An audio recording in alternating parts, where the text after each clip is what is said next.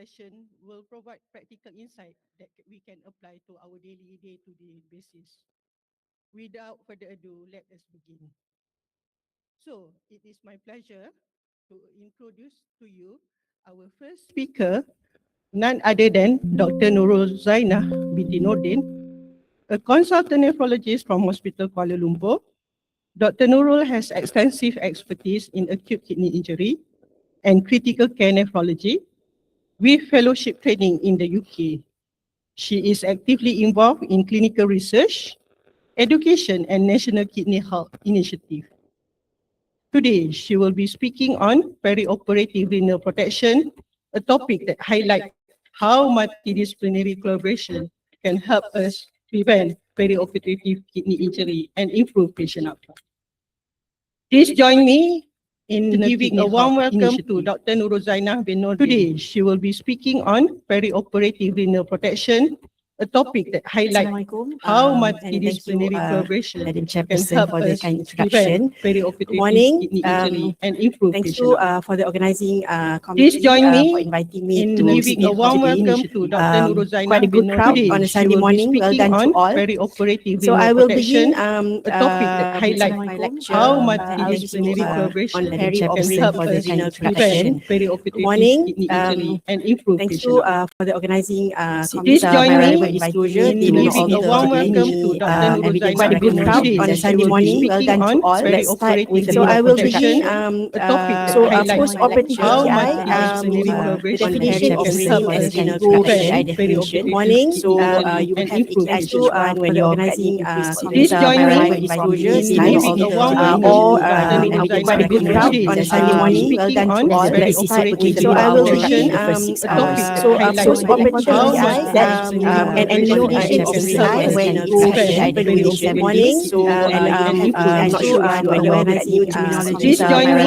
disclosure. in Your giving a warm welcome or to Dr. and Nurul we did quite a good Liana crowd Roslan. on a She Sunday will be morning. Well speaking done on to all. perioperative So I renal will protection, begin. a topic that So highlights post-operative how CI and new multidisciplinary of collaboration can CI help when us you prevent I perioperative morning and kidney has injury not and recognized improve whether patient for outcome. future Please join me in disclosure giving a warm welcome or to Dr. Nurul Liana and Sunday Roslan. She morning. will Well speak done on to all. perioperative So renal I will protection, begin a topic that so highlights how and multidisciplinary new collaboration of can help CI us when prevent I morning and studies have shown that please join me when AKI is defined by a Kedigo criteria of increase in creatinine, the incidence is about 8%. But when the studies included urine output as part of the definition for AKI post-surgery, it can rise up to 60% of incidence of AKI actually. Yeah. And as I've mentioned, because creatinine may lag, small rise may reflect substantial GFR loss, and in cases where patients fluid overloaded, fluid can mask AKI because you can get a diluted creatinine, so you may miss the patient had AKI. So don't forget, urine output is important. So and there is no single incidence that leads to post-operative AKI. These are all causes that can lead to AKI post-operatively. It started before the surgery and also type of surgery, and it can carry up to post-operative ICU. So the incidence varies according to the phenotype of the surgery, but mainly it has higher risk in surgery that involve the heart and also the vascular vessels, and also abdominal surgery. And because risk changes across the surgical course, kidney protection must begin even before the surgery, perioperatively. And post-operative AKI is common, but risk is highly procedure dependent. So this is the organizing framework for this talk. So I'll be organizing it from pre-operatively, intraoperatively, and also post-operatively. So these are the things that we basically have to look for to prevent AKI to happen perioperatively. So before discussing individual interventions, it helps us to understand why perioperative AKI is actually multifactorial, and protective measure must be taken in all these three phases to prevent patient to have post-operative AKI. So these are the pathophysiology in detail of what was the phenotypes that was mentioned before. So, so the main point here is that perioperative AKI rarely has one cause. So it can happen before, in the surgery itself, and post-operatively. So and baseline susceptibility means hemodynamic disturbances, inflammation, nephrotoxic exposure, and obviously the surgical stress during the surgery. So all these mechanisms actually induce acute tubular injury, and incomplete recovery can later progress patient from AKI, AKD to CKD. Yeah. So there's a lot of areas where AKI can happen. And that's why we have to look into all the specific detail. And truthfully, I think we all know there are no specific wonder drug to protect the kidney perioperatively, because KDIGO has recommended it must be targeted in a bundle. You know, so there must be a checklist of bundle that all these things must be taken care of to prevent AKI. So the first step, so the KDIGO AKI 2026 will come out soon. They have come out with a draft in April, but now reviewing comments. So hopefully by December, it will be finalized. So I will be presenting some of the KDIGO draft recommendations, but bear in mind that the recommendation may slightly change after they produce a finalized version in probably December this year. Okay, but mainly across 5 large RCT, if we follow this bundle, all this bundle includes hemodynamic, nephrotoxins, stewardship, appropriate glucose control perioperatively, checking medication, contrast associated measures, and also creatinine and urea output monitoring. If you take care of all this bundle, it actually has been proven to reduce risk of stage 2 and stage 3 AKI. So we will begin with pre-operative protection. So basically, this is what we do when we see a patient when you all see patient pre-operatively, when we be referred as physician to see a patient from our surgical colleague. So first thing we have to do is, of course, we have to recognize who are at risk. You know, and the risk is an interacting domains. It comes from all these aspects. Basically, it includes patient factor, procedure factor, and exposure the patient is having at that moment. So when we look at the patient, we have to check whether the patient creatinine is actually a CKD, or the patient is having ongoing AKI before the surgery, because patient who's having ongoing AKI that needs to go to surgery, the risk is probably higher than the patient who is having a stable CKD. And albuminuria is often neglected, but albuminuria is actually a marker of oxidative stress, kidney progression, and AKI progression. Age, frailty, diabetes, heart failure, liver disease are all compounding comorbidities that can lead patient to be at higher risk of AKI, and anemia, vascular disease are patient factor risk too. So procedure, as we have seen the slide before, is very much procedure dependent. So if the surgery is cardiac surgery, vascular AAA surgery, major abdominal surgery, or emergency surgery that can't be really planned, transplant, especially liver transplant, or any anticipated prolonged surgery, especially cardiopulmonary bypass is anticipated to be longer than 2 hours, or patient with having major blood loss. Exposure before the patient goes for surgery, the volume status is very important. Patient who are hypovolemic that goes for surgery obviously will get a higher risk of AKI. So preferably the hypovolemia is stabilized before patient goes for surgery.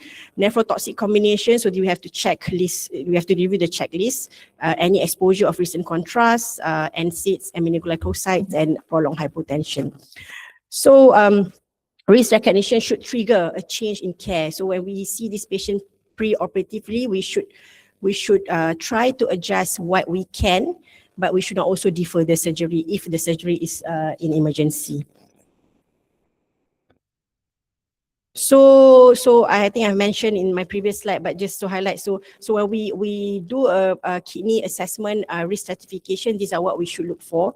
So kidney function, we look at the baseline serum creat and the baseline GFR. You do a urinalysis, better still, you have a urine ACR to look at the quantification of proteinuria, because if they have high level of proteinuria more than 1 gram, you can anticipate they are at risk of high risk of progression of AKI.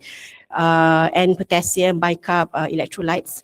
And patient's physiological reason, whether the patient is anemic because oxygen delivery is important in surgery and also in preventing pre-renal failure. And volume status, if patient is hypovolemic or congested, both are at risk for AKI, and exposure of medication. So when we see the patient, we can actually estimate the risk, and from this we can discuss with our surgeon, or we can discuss with the patient and relative. There are some estimated AKI risks with their validated risk prediction models. I think you are probably aware of this. So in cardiac surgery, we have the TACA, META, and STS risk model, and in non-cardiac, there are some other models that can help to predict AKI and actually help to help us to re-stratify the patient, and then actually how we stratify is not the main thing, but what we do after we re-stratify is important. So when we re-stratify a patient, because we want to know whether they are at lower risk, moderate risk, or high risk. So then what we do with that? So obviously, if the patient is high risk, you probably want to prepare a ICU bed, and you want to prepare the patient should have an arterial line. You anticipate a longer surgery, and you probably want to look into AKI bundle religiously after the surgery, which I will mention. It is licensed to be given in patient with heart failure without diabetes. Yeah? So you probably see this, many patients are getting this. I think in Malaysia, we have already gotten SGLT to be widely available even in the primary care. So more patients will be on this. So it is very important to check if the patient is on SGLT2 before the surgery.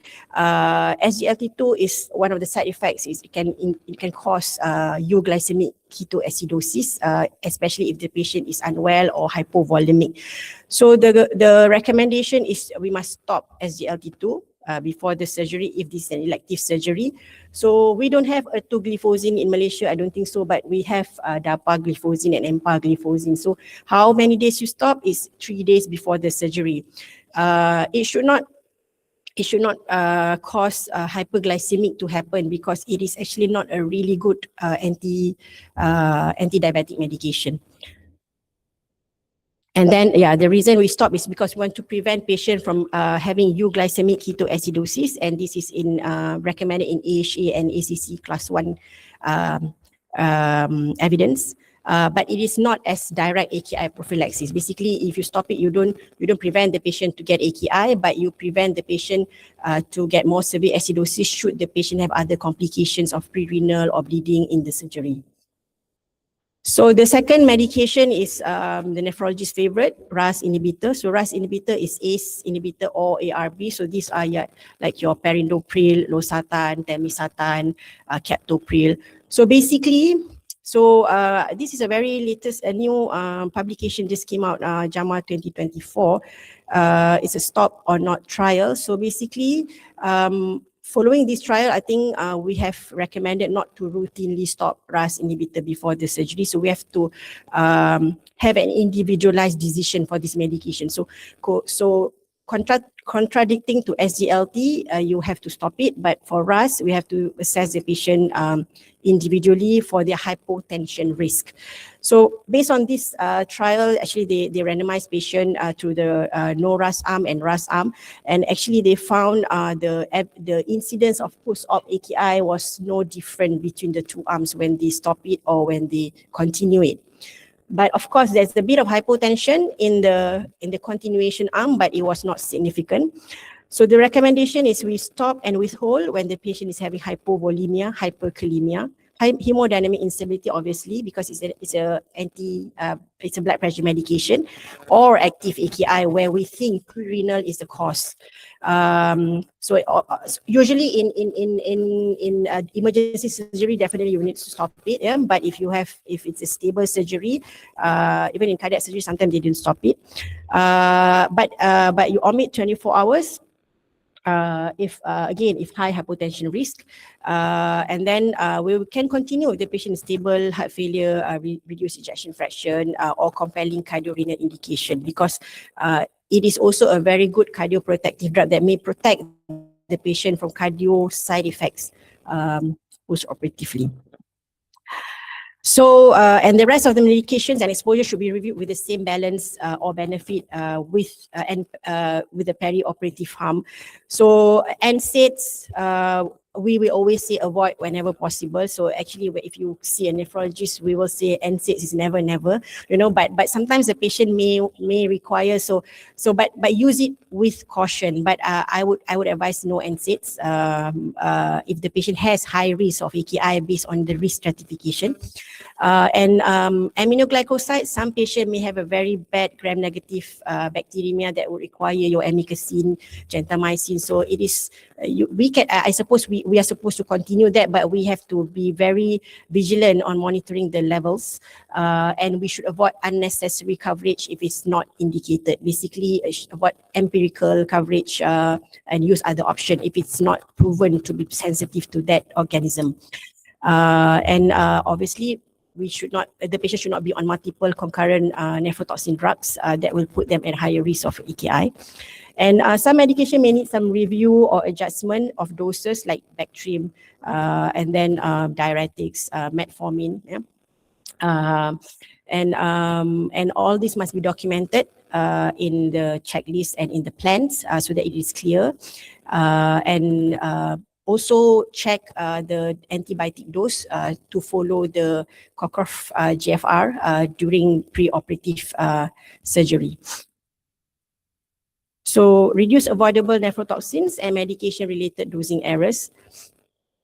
So these are the pre-op checklists that you all are doing already. So P is prior AKI and proteinuria identified. R, we do a risk model stratification.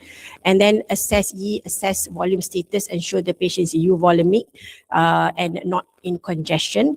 And potassium, acid base, hemoglobin to optimize if necessary. Avoid nephrotoxins, stop what is needed, and the documentation, whether you want to continue RAS or you want to withhold, should be documented so it is clear for the nurses. And after we re-stratify the patient, we should plan whether the patient needs escalation post-surgery, whether it should go to ward, HW and ICU. For a patient with high risk of AKI, they should go to ICU for better care. And most important, do not postpone the emergency surgery if this checklist doesn't meet our criteria, because if the surgery is life-saving, we should do what we need to do. So now we go to identifying vulnerability to protect the kidney intraoperatively. So, yeah.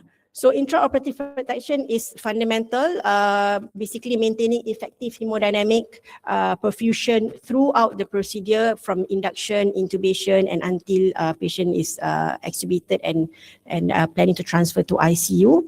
So this basically there are 5 intraoperative priorities that I've classified here. It is from maintaining a good blood pressure, MAP, circulating volumes, cardiac output, oxygen delivery, especially in cardiac surgery, venous pressure, especially in intra-abdominal surgery or in surgery where they do laparoscopic, they probably pump a lot of air, and metabolic and nephrotoxin control intraoperatively. So this I will go through briefly these 5 priorities in bit detail. So first is the arterial pressure. So we should avoid intraoperative hypotension as much as possible, because studies and data have shown that even a 10 to 20 minutes of profound hypotension may increase post-op AKI risk. So so assess fluid responsiveness before we need to give fluid, because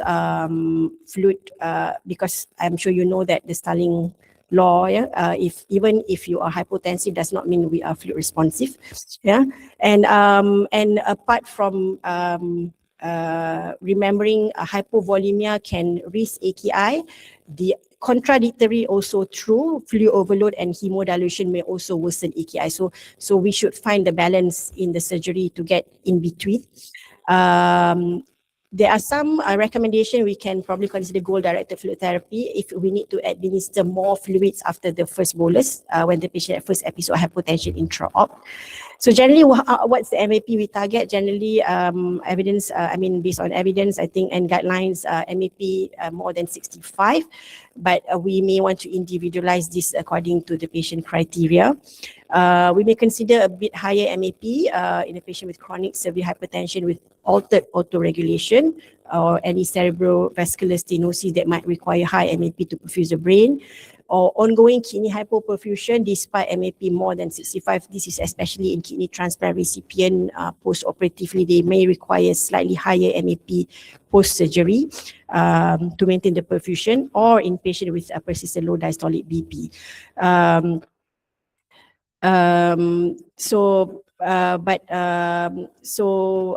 But those are individualized, but in general, more than 65 should be acceptable. So just to share, this is a sub-study of the POISE-3 RCT that look into perioperative hypotension avoidance strategy versus a hypertension avoidance strategy on the risk of AKI. This was published in 2023. So POISE actually is a study in tranexamic acid using perioperatively in bleeding, but then they do a sub-analysis of the data looking at the blood pressure. So in this sub-study, basically they put the patient in two MAP target. One is more than 60 and the other one is more than 80 intraoperatively. And actually they found that there was no difference significance of AKI even if you target a higher MAP. And this is a large RCT, I think involve thousands of patients. So I think based off this it is sufficient to be safe. Target more than 65, because if you target higher MAP, we have to also we have to weigh the risk and benefit of the high vasopressor or high fluid loading that may be detrimental to the patient.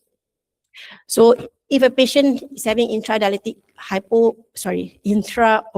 hypotension, especially after associated vasodilation, either sepsis, analgesic agent, propofol, So default resuscitation, fluids. So which type of fluids?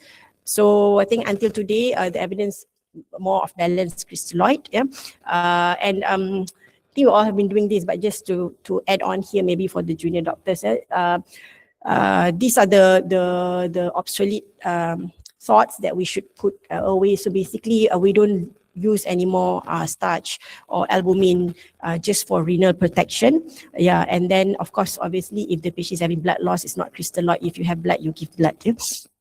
Okay, this is when there's major active blood loss, repeating everything with crystalloid is also inappropriate. So in OT, and we always have GXM, so we have to plan the blood appropriately. So talking a bit on relief trial. So basically, we talk about what type of fluid. Now we talk about how much of fluid. The amount is equally important aside of the type of fluid that we want to give. So relief trial is actually strategy. They look into liberal fluid strategy versus restrictive fluid strategy to be given in a patient who's having intra-abdominal surgery and the risk of AKI intraoperatively. So they actually found that basically there is a slight if you see here, the primary outcome is just it's not to see the kidney, but the safety and secondary outcome. There is they look into risk of AKI and also elevated need for RRT.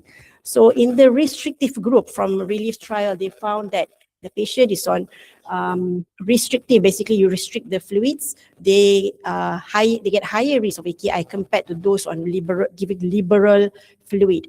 But actually, if you look at this study, so we had a discussion on this paper. So actually, when you look at thoroughly at how much fluid they give, even though they are restrictive, even though they are liberal, they are not too liberal, basically. And actually, in the two cohort, they are the liberal actually they actually don't give too much fluids too. So basically, I think anesthetists in intensivists, we are already trained to watch how much we load the patient.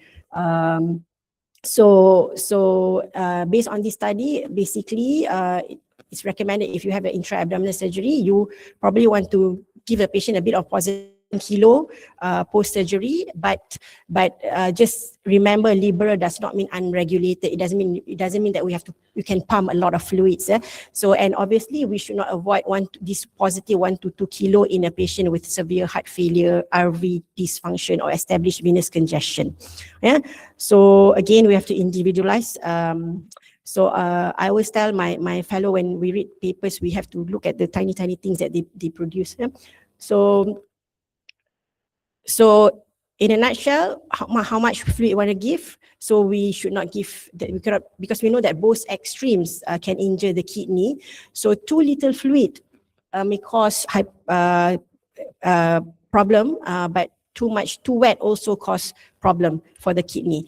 So how do we get to the therapeutic target? So in this case, probably some hemodynamic monitoring of fluid responsiveness is probably important to get this therapeutic target, so that we get to this balance zone to protect the kidney intraoperatively.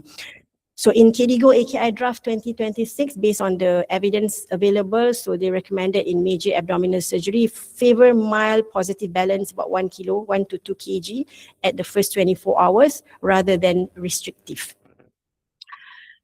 What about cardiac output and oxygen delivery? So I'm not going to talk very much detail in this, but just to highlight that oxygen delivery is whatever the arterial oxygen content and the cardiac output to the kidney. So for the kidney, basically enough cardiac output, you get enough oxygen, So, and you need this forward flow basically. So apart from getting the MAP right, we also have to get the oxygen content right. And that brings us to, so basically check your MAP important, and this is important in cardiac surgery bypass, where we can monitor the DO2 to check how much we deliver to the patient. Venous pressure is the next important thing that we should check intraoperatively. High venous pressure, we know it reduces the effective gradient across the kidney, because to get AKI, it's either you have reduced forward flow, or you have a backward congestion back to the kidney, because kidney is an encapsulated organ. So if the outside environment is congested, the pressure in the kidney will be high, and this will cause reduce in GFR and AKI. So how do we monitor? So the pressure in the kidney very much depends on the intra-abdominal pressure. So intra-abdominal pressure is your MAP minus the pressure in the kidney is depending on your IAP. So IAP is basically it's MAP minus your CVP, but if you can monitor the IAP, if the IAP is higher, you will take the IAP. So and then when to measure, we don't measure in everybody, but we probably will want to consider measuring in a patient with very tense abdomen, very tense ascites, and then patient who had very massive blood and fluid resuscitation and eventually became oliguria, because this volume will just go into the third space. Yeah? And patient with unexplained oliguria or increasing vasopressor support. So intra-abdominal hypertension is defined as sustained IAP more than 12, but if the level is more than 20, it is already abdominal compartment syndrome. So in this situation, the patient will usually get a new organ dysfunction, and this includes AKI. So we have to do everything that we should to reduce the IAP. This is the probably the forgotten part of AKI, because traditionally we always like to supply the MAP, but we forget the backward when the kidney is not functioning. And in laparoscopic surgery, the gas that being given also can give some contribution to high intra-abdominal pressure. So they may need a decompression immediately after the surgery. So in surgery, sometimes the patient may run into hypotension or transient oliguria. So So this is, I'm sure you all know, but the thing is, not every reduce in renal function, not every reduce in urine output needs a bolus. Okay, so a fluid bolus may increase urine output, but it will not prevent kidney injury too, and it may worsen congestion, especially if the urine output does not match the bolus that we give.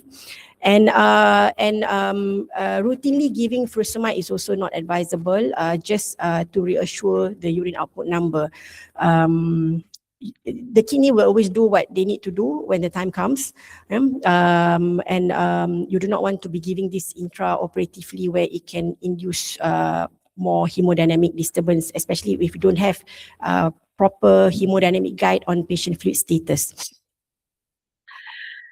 And our final intraoperative priority is preventable of avoidable metabolic and toxic stress, and this includes sugar intraoperatively. So the latest KDIGO suggested 7.8 to 10 millimole perioperatively, but the ADA, I read the ADA wants a tighter level, 5.8 to about 8. Yeah, but basically we have to prevent hypotension. Yeah, and then exposure, I don't think we give all this intraoperatively, but antibiotics may be given, so just check antibiotics is according to the GFR before it's being given. Temperature monitoring is important, and should avoid hypothermia, and this is especially during cardiopulmonary bypass, and also the trend. So one reading is probably doesn't tell us much, but the trend is very important. So the trend of the lactate, the trend of the bicarb, the trend of the glucose should be monitored, especially the prolonged surgery. Yep. So just to put down there, no renal protection role in. So there's no role to give a dopamine intraoperatively just to put the blood pressure up. Mannitol during cardiopulmonary bypass has proven no benefit, and diuretics do not prevent AKI. So these are class 1 evidence. So I think we should avoid doing this unless there are other indications. So patient has gone into the surgery. So now is a post-operative time where whatever has happened intraoperatively now will evolve post-operatively, or it may happen after the surgery. So what most important post-operatively is how we detect early. Yeah. So post-operatively in those high-risk patients, we should have more vigilant surveillance to detect evolving AKI early. Yeah. So the same thing, you monitor the perfusion volume closely and monitor the urine output trend, have a serial creatinine and electrolytes, and interpret serum creatinine with patient's fluid balance, because the creatinine may not rise first because it is a delay marker in AKI. Second, because the patient might have been given a lot of fluids intraoperatively that the creatinine may be diluted. So creatinine doesn't really tell us much, but urine output probably gives us a clue apart from biomarkers. And we look at the cause and exposure, check back drug doses and sepsis situation, and escalate if trajectory worsen. So who should trigger an intensified response? So this one I was just going to talk because there are some papers, there are some data on using biomarker post-operatively. So biomarker testing is obviously it's expensive, but we may consider it if we have it and we do it, and it may change the results. The results of the biomarker change how we manage the patient. So in a high-risk surgical patient, post-op biomarker has a role because when there are positive results, then we can activate this bundle, KDIGO bundle AKI. But before we have, so basically we don't do biomarker for every situation, but we may want to consider getting biomarker for a high-risk patient, because I think more growing data have supported using biomarkers post-operatively in certain population of patients. So this is the latest being published. I had the privilege to be involved as a sub-investigator in this study when I was doing my fellowship. So BIPAC2 is a biomarker-guided KDIGO bundle after non-cardiac surgery. So basically in BIPAC2, we enroll high-risk major surgery that is non-cardiac. And the patient, so we re-stratify the patient before the surgery, patient gets consented, and then And then post-operatively, if the patient is has a central line and has high risk of AKI, so a nephro check, biomarker nephro check was performed to the patient. So in those nephro check positive, the patient will be activated to a two arms, whether it's KDIGO bundle, hemodynamic fluid resuscitation arm, or the usual based on the preference of the anesthetic. So it is actually done in the recovery room in the OT. The patient is not in the ICU yet. So post-surgery in the recovery room, that's where we recruit and we randomize the patient. So they actually found, it was just published end of last year, so they actually found that there is a significant reduction of AKI stage 2 to 3, number needed to treat 12 to 13 in the patients who are in the KDIGO bundle arm, right? So what we do in the KDIGO bundle arm, basically the patient will have a PICO and in centers where they don't have PICO, they actually do anything to monitor the cardiac output. So there are some centers that do POCUS and measure the LVOT BTI after a passive lead raising test. So we did a passive lead raising test and then measure the cardiac output. So if the cardiac output is, if it's suggestive that the patient is fluid responsive, bolus are being given. If it's not, inotrope is being given. So it is done the first 12 hours post-surgery, and remarkably there is some significant reduction in preventing the patient to go into severe AKI. Yeah, so it suggests that targeted therapy actually has a role in combination with all the supportive care bundle. Yeah, so actually Big Pack actually arrived from many previous trials before. So it starts from Privaki. Privaki is basically a feasibility trial. It was done first by Professor Zabok in 2017. So it is a feasibility trial in a cardiac patient, looking at whether the bundle actually is doable.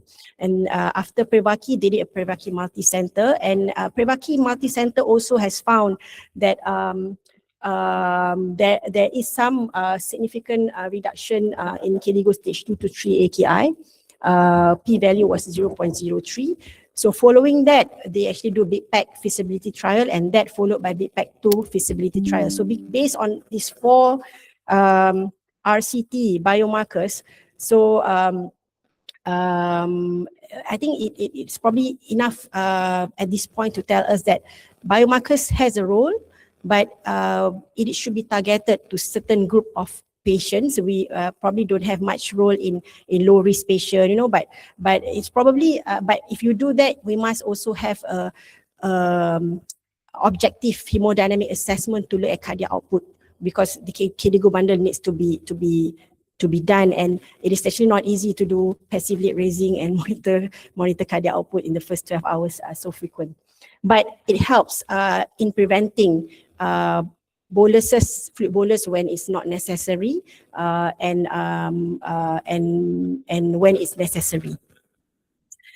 Yeah, but just remember that biomarker positive does not equal to give fluid. It just identify patients who may benefit fluid by the hemodynamic assessment. And following that, I think in the recent KDIGO draft 2026, they have put there a role of biomarker when available in high-risk surgical patients. So for those who are in cardiac center or centers doing AAAs, these are probably higher risk patients that we probably want to consider. And these are done in the recovery room before the patient goes into ICU. So these are, so this is just to summarize also what not to do in the operating theatre. I actually just summarize what are the latest evidence, but I'm not going to go through detail, but what has been mentioned. So renal dose dopamine, do not use. Starch, HES, no role. Routine mannitol, no established benefit. Phenol dipam, not as general prophylaxis. So NAC, no routine surgical AKI prevention, no role of furosemide forced diuresis outside selected protocols, and we should avoid blind boluses for oliguria. And there is also no routine early dialysis if the dialysis is not necessary, just to reduce the creatinine before surgery. Tight glucose control is important, but always look at hypoglycemia risk. and fixed low dose inotrope with goal-directed fluid therapy. These are not done routinely, but may be considered in some cardiac surgery situation.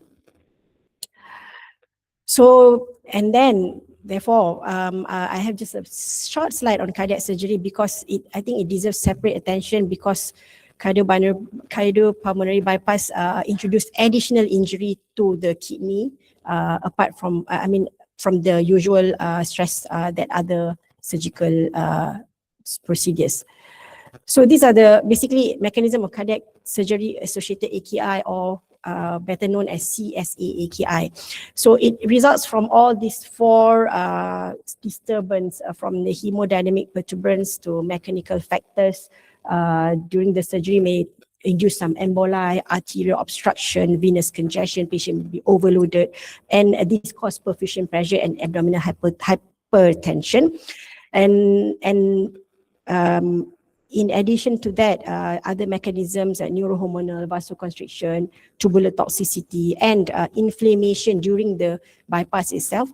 This complexity explains that why no single intervention actually has been proven to prevent AKI, but you need to control of all these factors. And especially during this, during bypass, several of these mechanisms became more enhanced, So, so these are additional injury in cardiopulmonary bypass. There will be exaggerated inflammation because when you do the bypass, there's more cytokines will be released, and it causes hemolysis, especially if you do ECMO intraoperatively. Low float states, obviously, the patient with poor cardiac output, and then on pump. Embolization, hemodilution, venous congestion, temperature, and duration of the bypass itself. So during bypass, there are some literature. This probably best being referred to the cardiac intensivement study. So it is not a randomized trial. So the center actually do a GD, goal-directed resuscitation, and then the protocol actually assessed malperfusion, reduced MAP, reduced forward flow, and congestion, and they test with fluid responsiveness. So this is something like what the biomarker study does, but they actually look into the delivery of oxygen. And the results support patient, they actually managed to, they found the patient has a reduction in AKI, but the AKI is defined by the rifle criteria from 12% to 7.8% in patient with who had the goal-directed resuscitation plan. So this is something like BPAC, like what I just mentioned, but this is intraoperatively in the surgery, right? But because it's not an RCT, so they can't recommend this as 1A criteria. This is just an audit for that center who has been doing it. But it may be something that I think probably we have been doing. But most important, the take-home message, there's probably some role in protocolized physiology-guided resuscitation to reduce mild to moderate AKI. So this study does not actually prevent dialysis. It just reduces on the mild to moderate stage 1 to stage 2.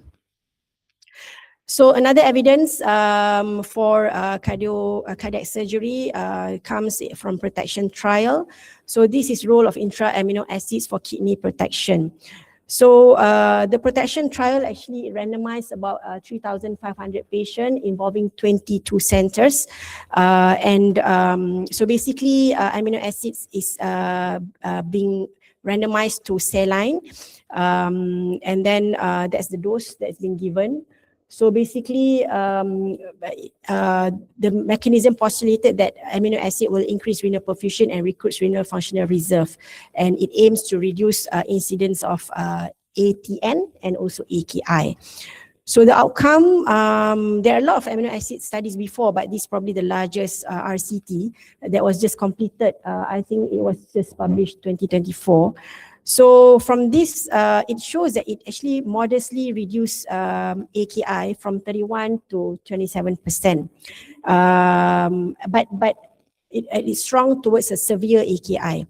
Okay, and but however, the requirement of dialysis mortality were not different. So it may suggest some role, but it may not. But it should not be put as priority as yet. Another new, I mean not new things, but another thing that being mentioned in cardiac surgery, so it's remote ischemic preconditioning. So this is as other proposed adjuncts. It has actually less consistent evidence, but it may have some role in the future if it has more RCT being done.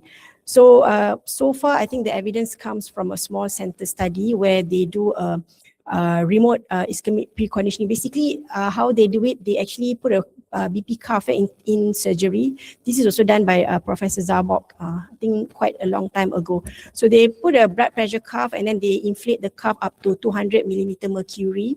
And then it was done every 5 minutes for about 12 times in the operation.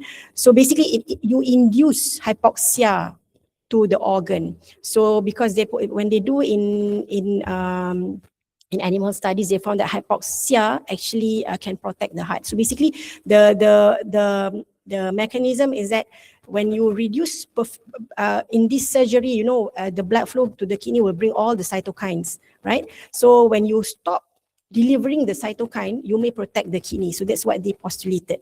So actually, but this is a very small center, but they found that there may be some role in that particular trial, that it reduced organ injury and especially AKI, but this study failed to be replicated in a larger population. So just remember, if you read this, it is not a consistent evidence, but in a CKD population, this theory is the evidence is vast. You know, in end stage patient, there is a medication where it induces hypoxia to the kidney, and then actually it helps the kidney to get more hemoglobin, so it protects the anemia. But it does not translate this hypoxia in AKI at this point.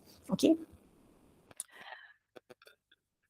So what about role of extracorporeal blood purification and AKI? So I think by far this is probably the largest this is about Siraki 2 is about use of auxiliaries intra cardiac surgery. So it is actually by far probably the most highest number of patients recruited in an auxiliary study is about 300 patients. So you know, when you do all this extracorporeal RCT, they actually don't have a lot of patients, so that's why the data should be read with caution. So this by far is the largest, probably 300 patients. They randomize the patient to getting auxiliaries during the cardiac surgery when they anticipate the surgery is going to be prolonged more than 90 minutes. So they start using the filter from the beginning of the surgery, and then the filter is terminated towards the end of the surgery, so the patient is not continued on CRRT in the ICU. So auxiliaries has actually shown that there is a reduction in AKI at 7 days, but there's a lot of confounding factors in this paper actually. So just to highlight that this is probably promising, but basically it is hypothesis generating because they do not sub-analyze other factors that probably has been taken care to prevent the AKI. So I hope there's no ventive people here, but just to highlight, you know, when you read a paper, you know, you should know that how they analyze it, so we don't buy it that then every patient must have an auxiliaries intraoperatively, you know. So what happened? So we've talked about perioperative protection. So what happened if the AKI is already established? So goes back to the same concept. Assess the fluid status, give fluid only for volume responsive hypoperfusion. So I hope you all know what is meant by volume responsiveness. So it does not mean hypotension, does not equal to volume responsiveness, nor dryness. Volume repletion also does not always equal to volume responsiveness. So volume responsiveness means any situation that the patient will have an increase in cardiac output, about 12% after volume is given. right? So usually how to test, you have to test the cardiac output monitoring, right? And diuretics are used for clinical significant overload, but not to treat creatinine or to convert oliguria from oliguric to heavy urine, right? And role of kidney replacement therapy, start for the conventional indication, obviously, but you may also want to consider in a patient where we have pumped a lot of fluids that you may want to get a fluid balance, right? We do not want to wait until they get pulmonary edema, then only you want to dialyze them, right? But most important, do not initiate dialysis just because the creatinine has crossed some baseline. You know, sometimes we get some questions, you know, the creatinine now is 250, we want to refer for dialysis. So we do not dialyze based on the creatinine because it will not change anything. The creatinine will come down, but if the patient has AKI, it will just go up again. And creatinine should not be something dangerous, but other things are dangerous. You know, the creatinine is not a toxin, right? But other things may be toxin, and those are the things that we look at. So just to put a bit, since there are actually large evidence saying that patients with AKI, they are at risk of CKD, even if the AKI actually recovered. So I'm just putting a bit of slide on kidney recovery should continue monitoring even after discharge. So, so if the patient is in ICU and the patient had AKI recovery, please remember to put the AKI diagnosis in the ICU chart, right? AKI recovered to baseline, AKI dialysis dependent, AKI improving but not recovering. You know, put a diagnosis so that when the patient is being transferred to the medical ward or the surgical ward, they are aware that the patient has had AKI, because this is important. Obviously, if the patient is on dialysis, they will go to nephrology, so we will take care of this patient. But the patient that was in between may be missed follow up. And no, because the patient may have AKI that may not require dialysis. You've had a good fluid resuscitation, the creatinine peak at 300 and then goes down to 200 and then out of ICU.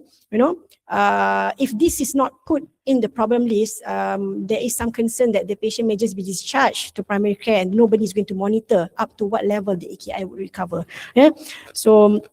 And all patients with AKI should have a reassessed kidney function and markers of damage at 3 months. This is KDIGO criteria. It does not mean it has to come to nephrologists because there are only few of us, but obviously it needs to be monitored by either primary care or physician.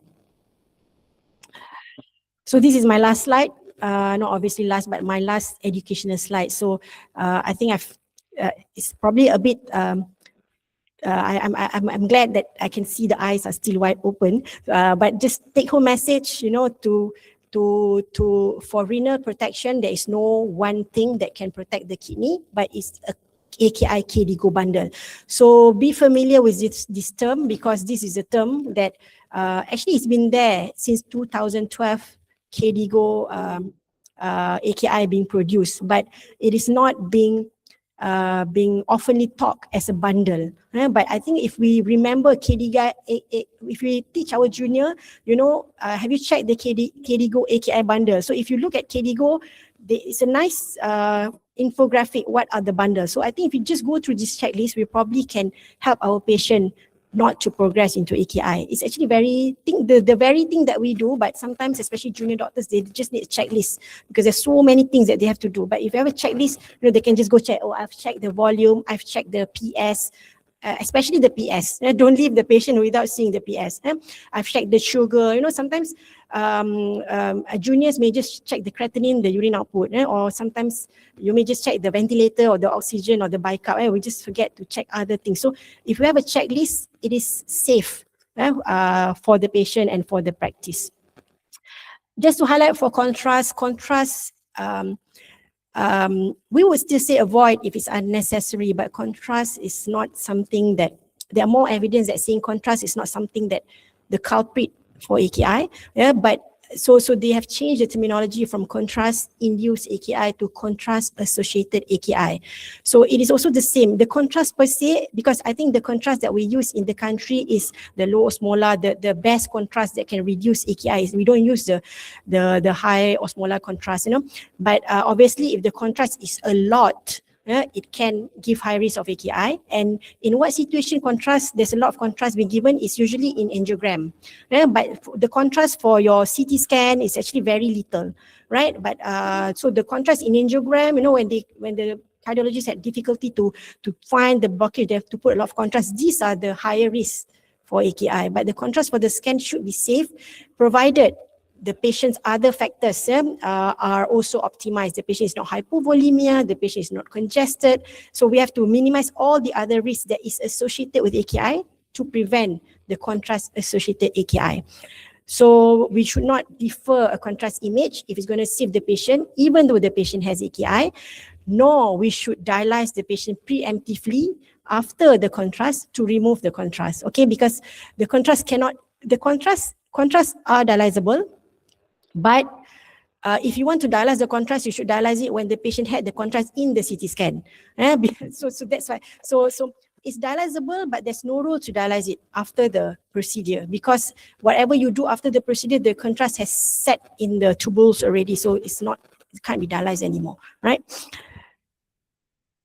Okay, so that was my last slide. So I'm just going to take this opportunity to invite all of you. So next year, 2027, we are privileged to host World Congress of Nephrology in the country. It will be in KLCC. So can take a while and scan the QR. So we actually encourage abstracts. So the abstract submission is 20 October, but all abstract will be published in Kidney International. So you may want to get your work being recognized. And if you have not registered ASMIC, so we will be in the pre-congress workshop. We'll talk about fluid management. I think there are still some slots, so maybe you want to go to ASMIC Facebook and check it out. So with that, I thank you.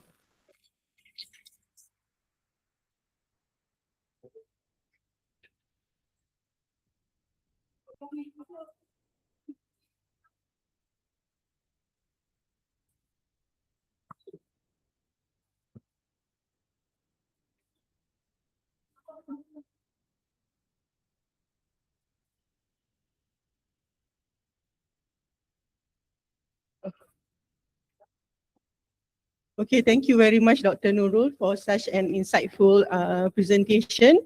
I believe we have gained valuable knowledge about renal, perioperative renal protection.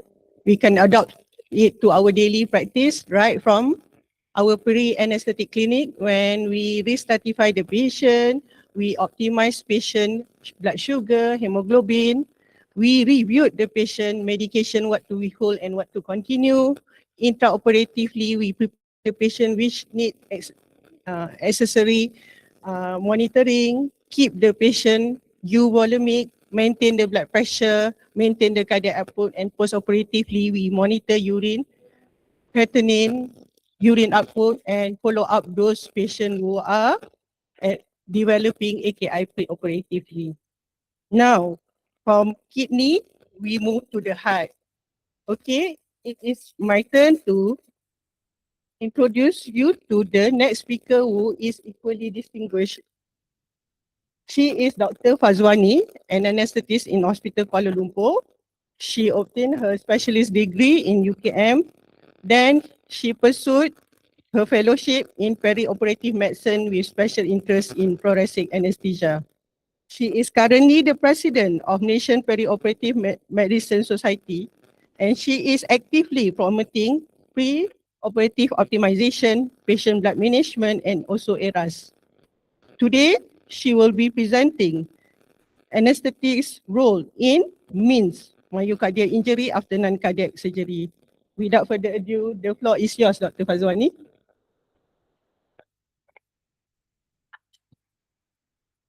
Thank you, Ms. Chairperson, for the very kind introduction. Let me just test this slide. Okay, let's go back.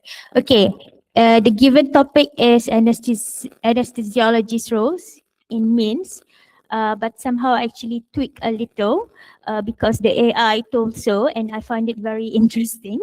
Okay, so it's about still about MINS and perioperative management. to begin with, definitely anesthesia has a big roles in managing and preventing MINS. Okay, so I couldn't remember actually the last time I came to Bangi, so very pleasure to be here today, and thank you to the and congratulations to WSAC for organizing second WSAC. Okay, let's begin. I have nothing to disclose. Okay, so these are my content for my presentation today. I would like to thank Dr. Zaina for her comprehensive review about preventing AKI. So it's definitely similar concept. Same concept. We'll be talking about understanding the risk, and then the risk assessment, how to stratify the risk, identify the risk, who are at risk, and then what will be the risk reduction strategies, how to mitigate means during the perioperative period, and then we'll be talking about biomarkers. There will be a lot of biomarkers rolled in this topic for means today.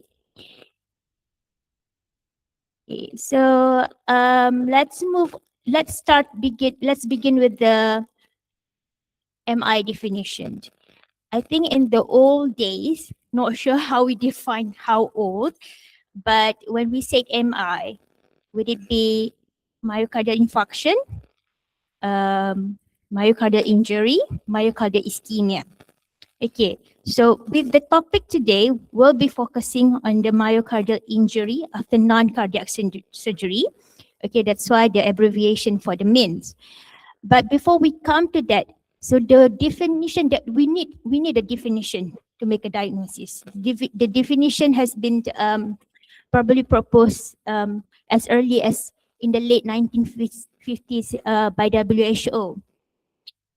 And but what we know actually until before 2018, we were told that there's only one definition for the myocardial infarction, which is the raise of the troponin and presence of one of these symptoms. One of these symptoms is either presence of the clinical symptoms of ischemia, the ECG changes, whether ST changes or the Q wave, and any presence of the abnormal regional wall in the echo or presence of thrombosis in the coronary angiogram. But however, so since 2018, we have moved into deeper classifications or like a very strict definition, starting with identifying myocardial injury before the myocardial ischemia happened, before the presence of the myocardial infarction. Okay, and why the American Heart Association make these definitions more strict? Okay, because the myocardial, before we get a myocardial injury, there will be the physiology of the myocardial injury. So detecting myocardial injury is very crucial. Okay.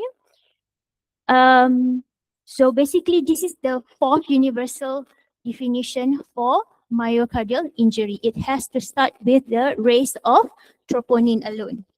Okay. So whether now when we talk about troponin, I'm not going to talk about the whole detail of whether which one is better, troponin I, troponin T. But we're talking a lot more about troponin T.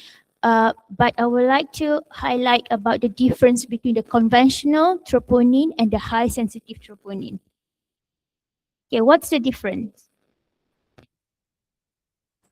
So the difference with the new, I would consider to say that we have a new biomarkers of troponin, which is a high sensitive troponin.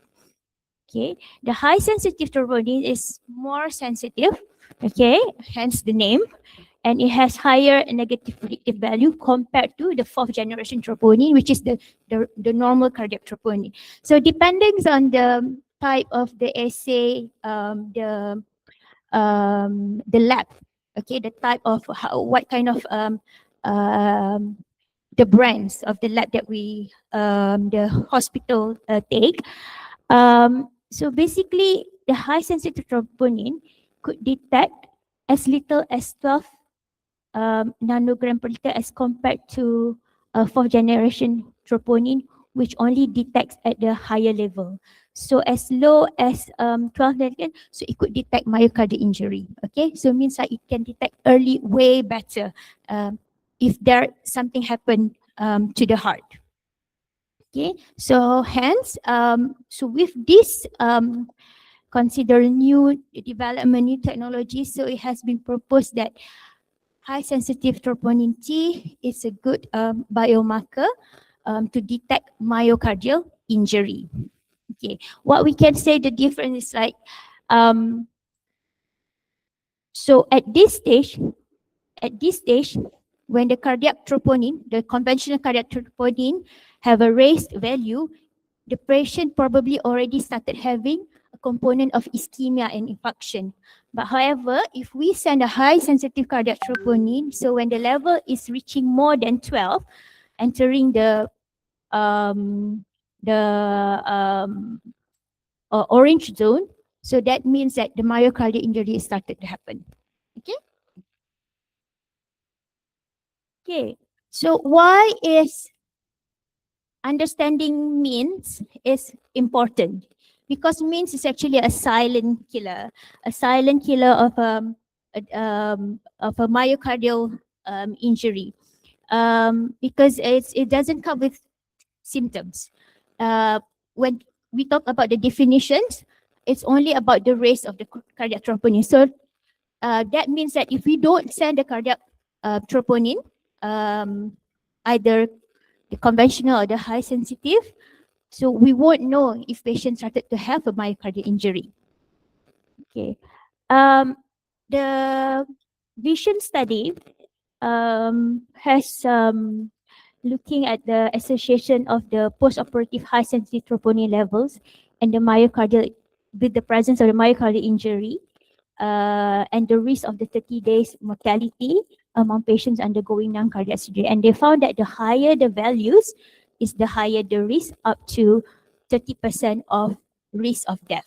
So basically, when we're talking about the risk, anything more than 5% is considered high. Okay, now we proceed with the risk assessment. So the risk assessment, I like to take the reference from the 2024 American Heart Association. So they provide a very comprehensive preoperative assessment for patients undergoing non-cardiac surgery. Okay, but I like to divide this assessment to make things simpler, okay, more practical, especially in the preoperative period. Is so the step one is look at the timing for the surgery, okay, and the next is the risk assessment, which includes surgical risk, patient's risk, and assessing functional capacity, and then where is the roles of the biomarkers to stratify the patient and maybe plan for the next interventions. Okay. Okay.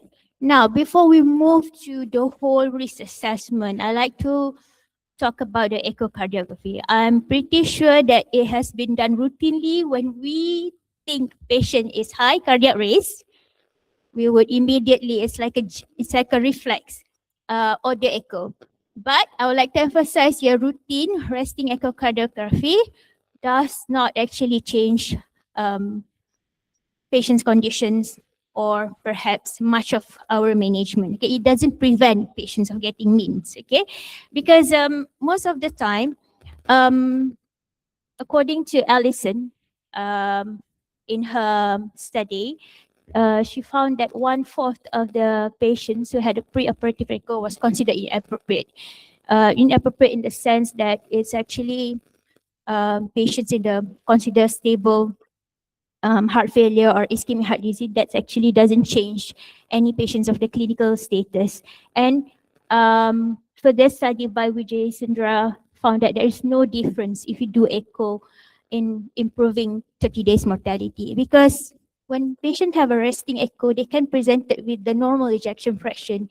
And then if we see a normal ejection fraction, we tend to not treat them or monitor them carefully. So hence, there will be no difference. So according to the AHA again, referring the 2024 guidelines, the only reason why you should order echo probably urgently is when there's a change, there's a presence of murmurs during the examinations, okay? Whether you want to look for valvular stenosis or regurgitation, and presence of new dyspnea, short of breath and exertion, or worsening dyspnea for patients who already don't heart failure, then you want to do echo to look at the progress of the disease. Okay, but in practicality, in my setting, in the anesthetic clinic, I would also consider the RCRI score and any abnormal ischemic ECG patterns. Okay, now this is the most important part. So echocardiogram is not the only thing that can risk stratify your patient, whether they're going to be at risk of myocardial injury, infarction, and ischemia. So there are a lot of other ways to risk stratify, to support the risk, and to help with the discussion with the family and the patient. Okay, so other than understanding the surgical risk means like whether the surgery is minor, major complex, or complex surgery, or whether is it in the emergency or the elective. Okay, so each the more complex the surgery, definitely is the more the higher the risk. Okay, regardless of the patient's conditions. That's already have major complexity already have quantified more than 5% of the cardiac risk. Okay, because of the nature of the stress response surgery. And then this is what we normally know. We've been taught about the risk assessment, patient risk assessment. Okay, we'll go about this in the next slide. And then assessing the patient functional capacity using the MAT scoring system or DASI. We'll go through about this in the next slide. And the importance of the biomarkers. Okay, so these are basically the summary, a very nice summary taken from the 2024 AHA guidelines. The summary of a risk scoring system, the calculators. Okay, each of these, they are not all. It's not only to identify the risk scores for cardiac, but also give you the risk, predictive risk for 30 days mortality of all causes. Okay, so what we already know is the RCRI, which was established and validated in 1999. Okay, it's quite simple. It's like 30 seconds calculations. Okay, however, the problem with RCRI is definitely detecting the risk of patients getting thrombosis, okay, ischemic, but it doesn't tell, and the components that they are taking into the measure is mainly the presence of the ischemic heart disease, the presence of previous stroke, heart failure, diabetes status with the insulin, the kidney status. So, but it doesn't have the component of valvular heart disease or the arrhythmia or patients with presentation of AF. So this would require a different type of risk assessment. Okay, so but other than the RCR, I actually like to use the American College of Surgeons, NSQIP. Okay, which was produced in 2023. Okay, it has more comprehensive. It takes into account patient physiological factors, okay, and the type of the surgery, and some of the medications, including the steroids. Okay, so it may take a little bit more time to actually key in and get more information to calculate, but it produces other than the risk of the myocardial adverse events, okay, the myocardial injury itself, MI, and the stroke. It also gives you the predictive for the 30 days mortality risk and also some other post-op complications. Okay, so now we're moving into the functional capacity assessment. It's basically about assessing patients' functional status.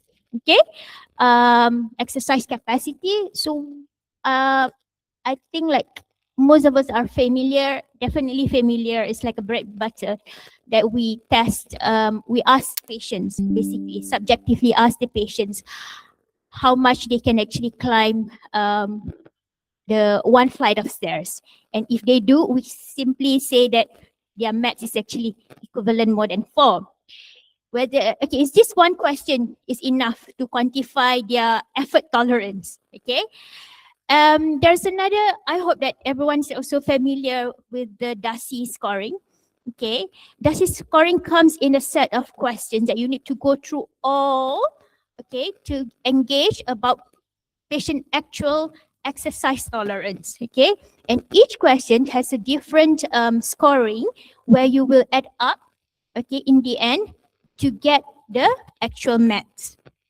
Okay. So just bear in mind that walking around the house, moving just around the house, doing house chores does not equate to maths of more than 4.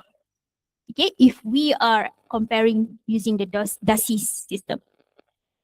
Okay, so from the DASI, anything score more than 34 is considered good, and less than 34, you can safe to say that the patient is having poor functional status. Okay, so if we translate this, so using the DASI scoring system, you can actually count patient actual maximum oxygen consumption. Okay, the way to actually the gold standard way actually to measure VO2 peak, okay, is actually we need to use the cardiopulmonary exercise stress test. But that test is very comprehensive, highly requires a lot of technical stuff and require experts. Okay, so by utilizing DASI, it can be done in the anesthetic clinic and you can predict what will be the patient VO2 max. Okay. So let's say if we take, for example, a scoring of 34, just borderline. So when we extrapolate the DASI score into this calculation, it will give us actually maths of 6.9. So technically, to say that the maths that we know more than 4 is actually not a good enough to say that patient is actually fit for the operation, fit for the major surgery. Okay? Okay, next. So we're moving about into biomarkers.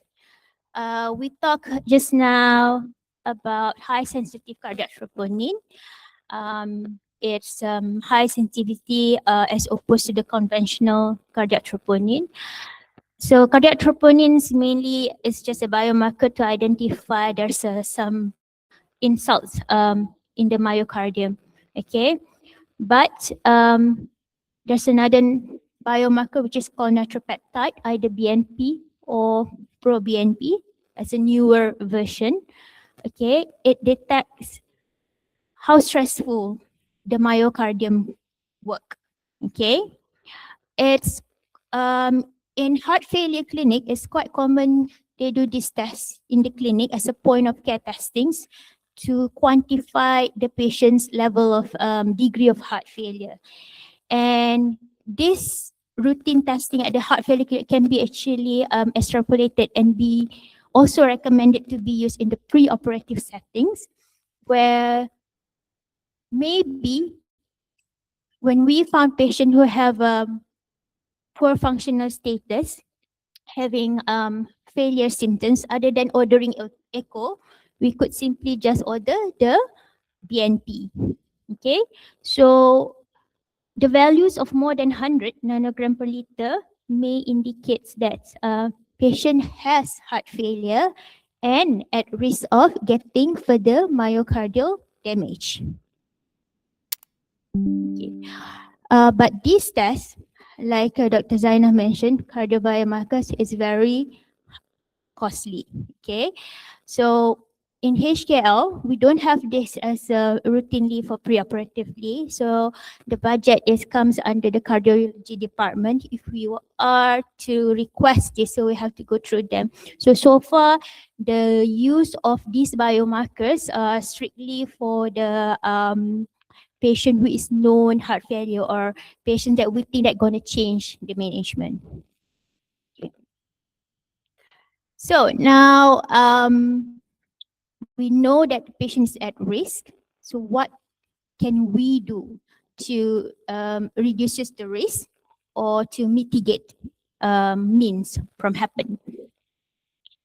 It's definitely a multidisciplinary approach because from the start, let's say from the surgical clinic, surgeon should start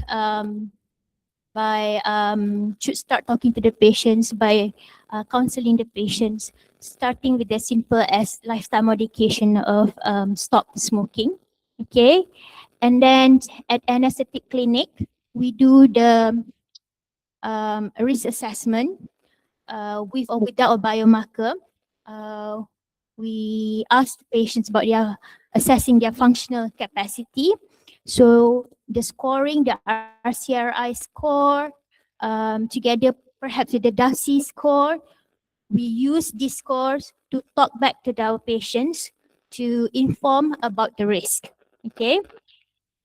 And then, of course, at the same time, we will take the opportunity to optimize their medical health, optimizing their diabetes, their hypertension, and also planning for the procedures. Okay, Dr. Zainah has talked about poetry in her comprehensive lecture just now. I don't need to dwell much, but basically, other than this poetry, so they use the same data, not only to look at the risk of AKI, but they are also looking at the risk of for the myocardial injury. Okay, so if you could still remember about the trial that Dr. Zainah mentioned, they divided the patients into two type of groups, which is hypotension avoidance and the hypertension avoidance. Okay,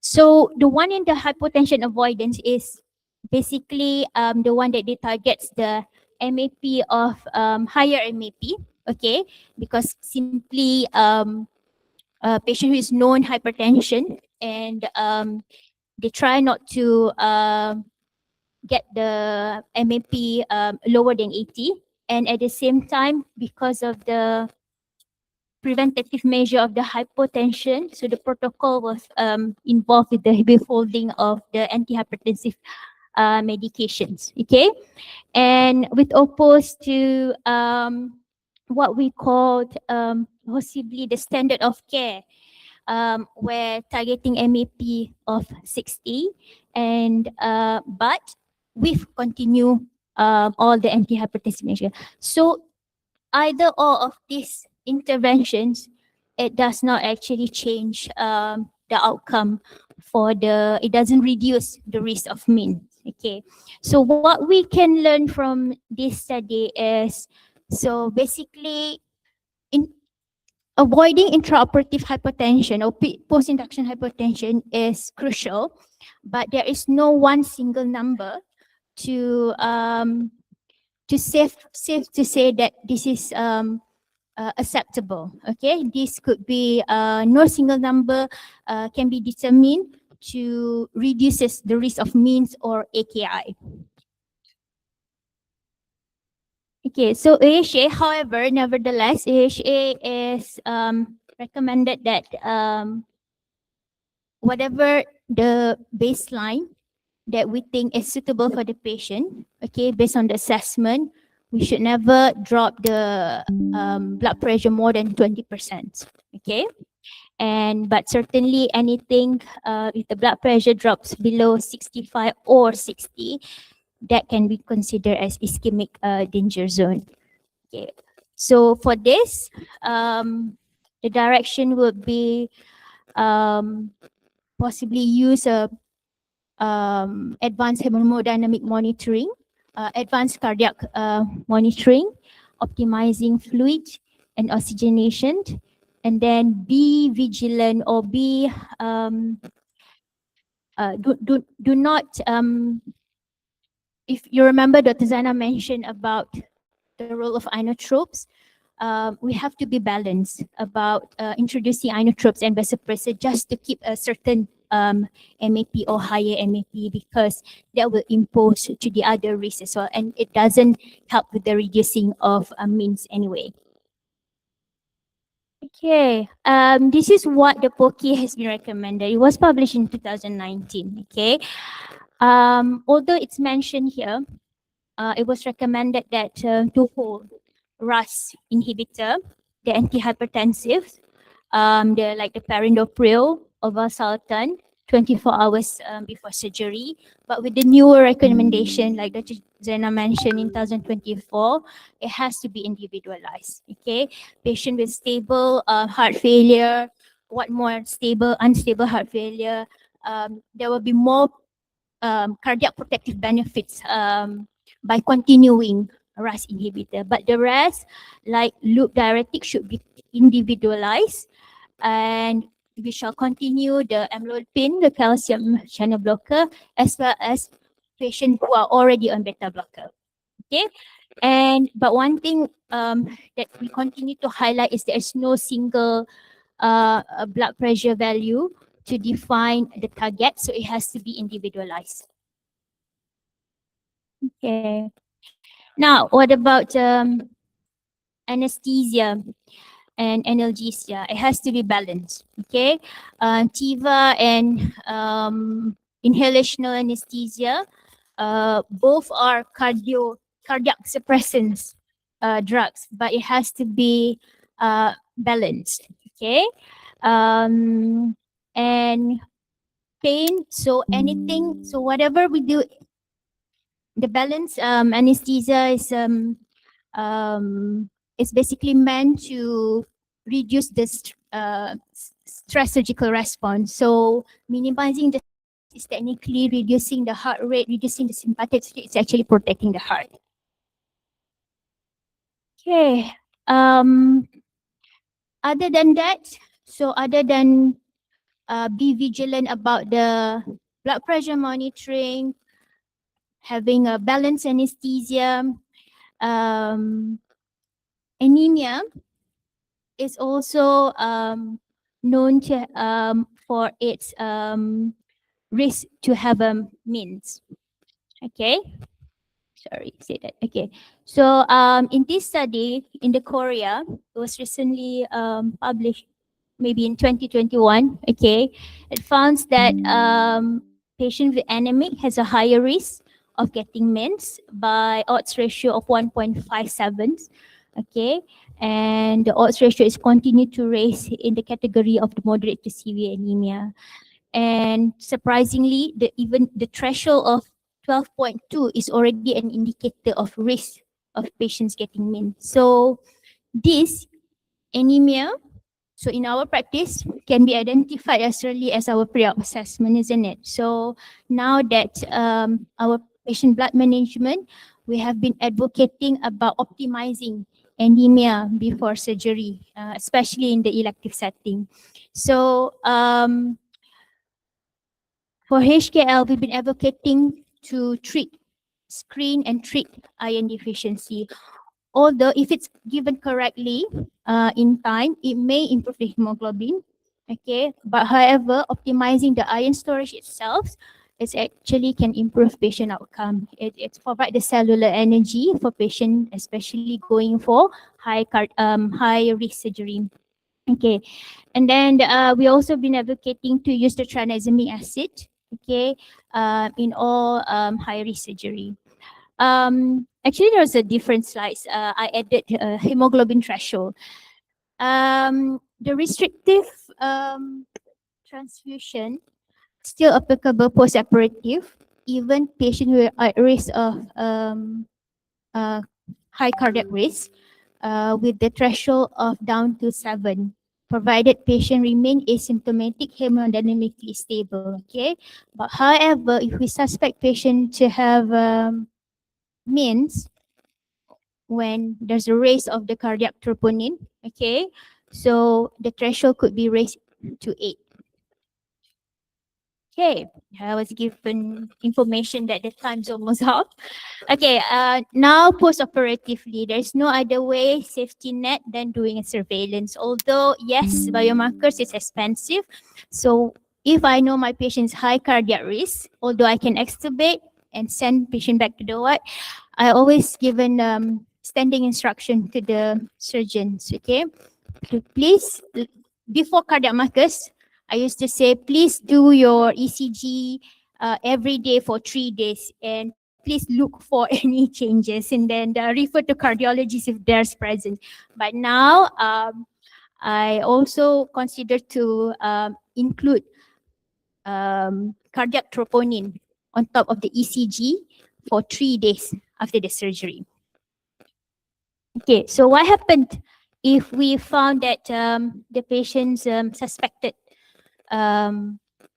myocardial injury? So the diagnosis of myocardial injury is basically we need to have the baseline and check the change of the levels in the next 12 hours or 24 hours or 70 hours. Okay, any change any change of more than 14 from the previous baseline is already indicated presence of MINS. Okay, so okay, I come to my last slide. Okay, so this is basically the summary of the article produced by American anesthesiologists. So it specifically mentioned about the topic today, the anesthesiologist's roles is always the best coordinator to prevent MINS, to prevent AKI. Okay, whatever measures that Dr. Zaina mentioned just now to prevent, it's actually at the same time preventing myocardial injury. Okay, so it starts with the preoperative care planning, shared decision-making process, inform risk, okay, mitigating risk, planning your intraoperative measures, monitoring the hemodynamic closely, and then post-operative to continue help with the screening, and then give a plan to how to detect and diagnose, okay, and then possibly coordinate the next management. So if MINS is suspected, so it is important to continue aspirin and statin, and the role of the anticoagulants such as the dabigatran. There was a study called MANAGE trial. It shows that patient who is detected for MINS, who's been started on the dabigatran for 2 years, could actually reduce 20% of the further myocardial infarction and ischemia. Okay, but otherwise, overall, it's about all individual assessment, risk assessment, stratification, and planning. So who will be the best to coordinate all of this? It's not, it's anesthesiologists could be possibly the best role to coordinate all of this, because we see patient pre-op, we handle patient intra-op, although it's our nature that we don't normally follow up patients post-operative, but it could be coordinated way earlier. Okay. Okay, with that, thank you very much.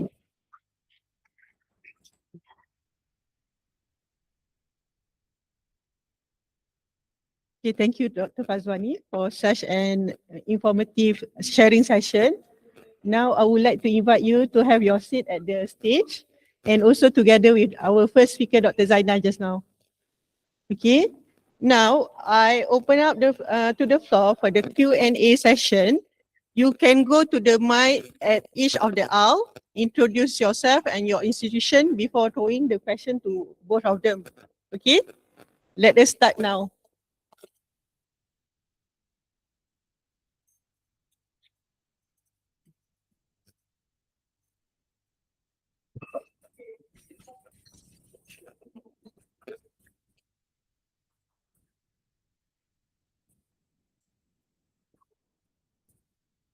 Thank you.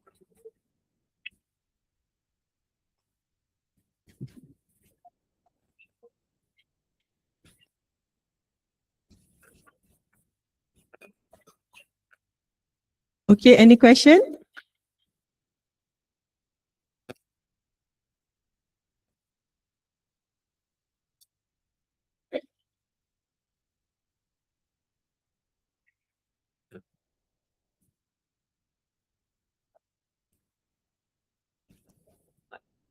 Thank you for those wonderful talks.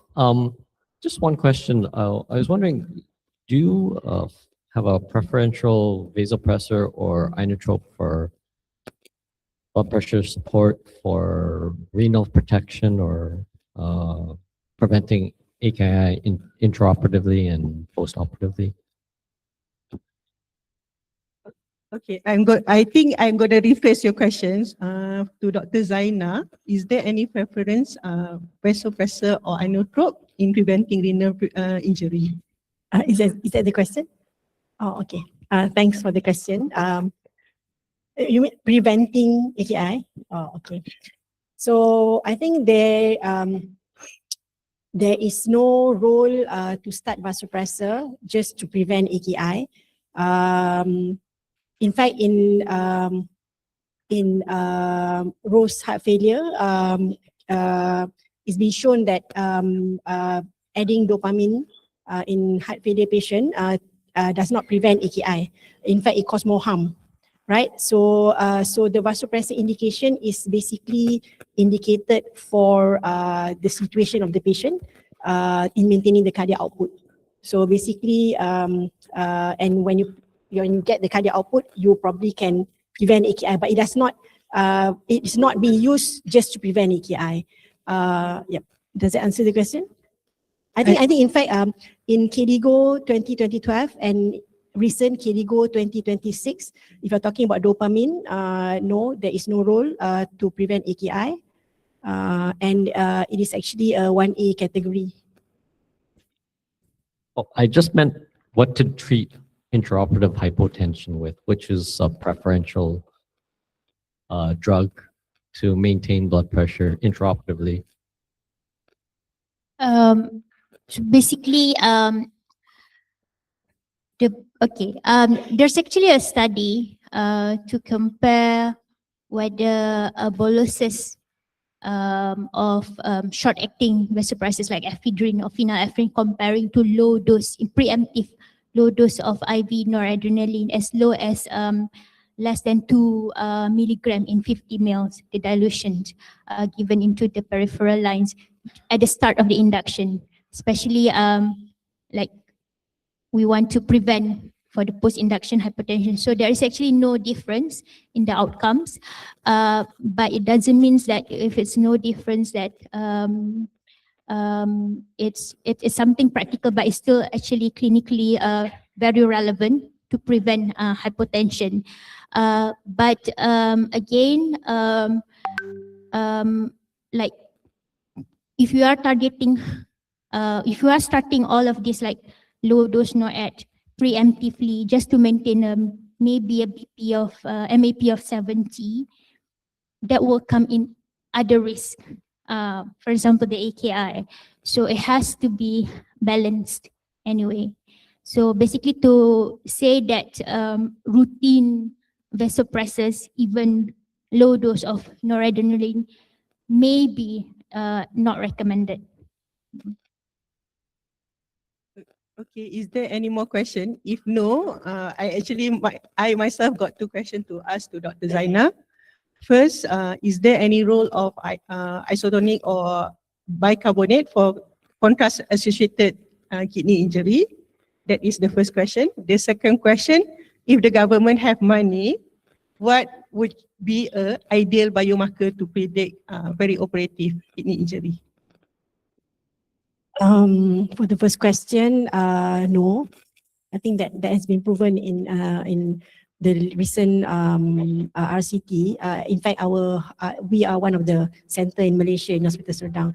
So to minimize risk of contrast associated AKI, the role is still to hydrate the patient with not, you were saying isotonic bicarb, right? Not isotonic bicarb, but probably isotonic solution, right? 12 hours before the procedure and to be followed about 12 hours after. The second question is Biomarker that would you invest? Oh, I would invest. So if I have been given the decision, there's a lot of things that I want to invest. But yes, if I think NephroCheck is the team IGFBP biomarker, team 2 IGFBP. So it is a stress marker. It detects a stress to the tubules. So it is not available at the moment. But if there is a role, I think NephroCheck has a role in managing.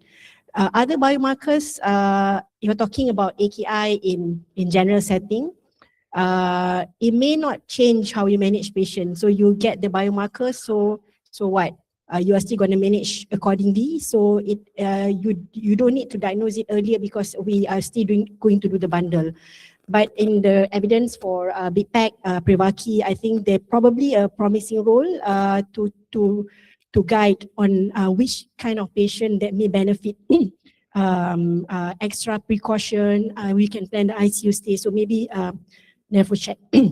But of course, in terms of CKD, GN, we have other list of biomarkers that we want that can predict lupus nephritis activity even without biopsy. So there's a lot of different category. Yeah.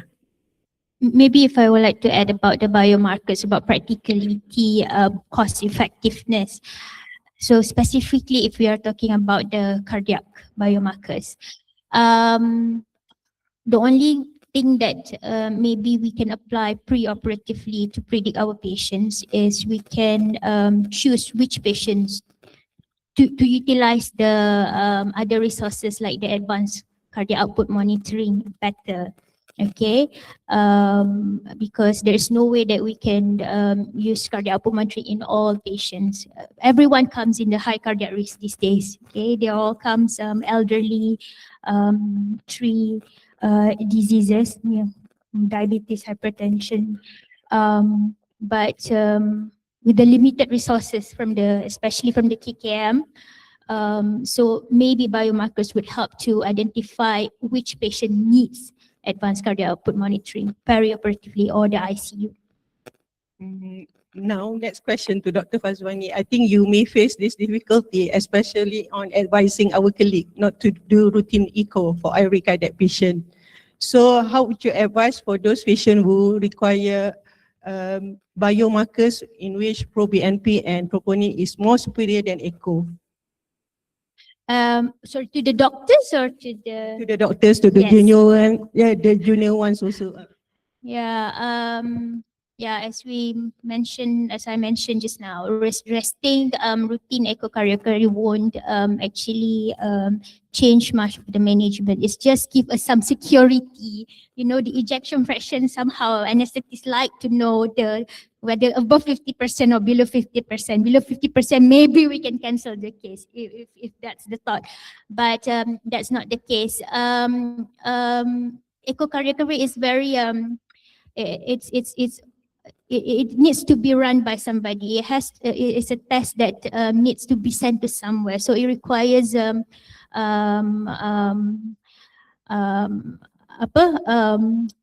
place very difficult to get because of the many other patients may be required the echocardiography, not only the preoperative. So but however, we have to balance as well what the institution can offer. Many institutions may not have high sensitive cardiac troponin because in the preoperative setting, if we order cardiac troponin, it may not give us also the the true indication because it only detects the myocardial injury at the higher level. So ideally for preoperative setting, it should be the high sensitivity cardiectomy. So in practical, it still depends on how this institution can accommodate to this preoperative testings. Yeah. Okay. Is there any more question? Anyone would like to throw a question to the examiners, to the speakers? Okay, if no further question, I think it's best for us to conclude our session today. On behalf of organizing committee, I would like to thank both Dr. Nurul Zaina and also Dr. Fazwani for sharing their expertise and insightful insight today. I hope all the participants, you go back to your hospital, really can apply both the strategies that has been laid out by both of the speakers. The session will have their rest starting from now till 10:15. Then the session gonna resume to subsequent symposium. Thank you everyone. Please enjoy your breakfast. Now can us give a big applause to our both speakers?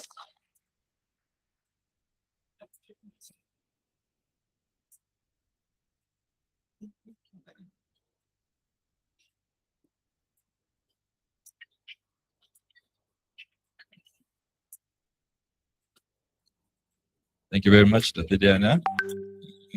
That was a very insightful symposium for perioperative care. Okay, now we'll be having a short break for simple breakfast and booth visits. Few reminders. Don't forget to complete your booth visit vouchers because we'll be closing the entry at 12 p.m. So you take this opportunity to go and complete your lucky draw stamp, okay? And also, yeah. And for those who still haven't scanned the MMA app for CPD points, please do so with any of the secretariats. You all will be having 12 CPD points for this 1.5 day conference. We will resume back at 10:30 a.m. Please do visit the booths and you can have your coffee break during the next symposium as well. Thank you. Thank you.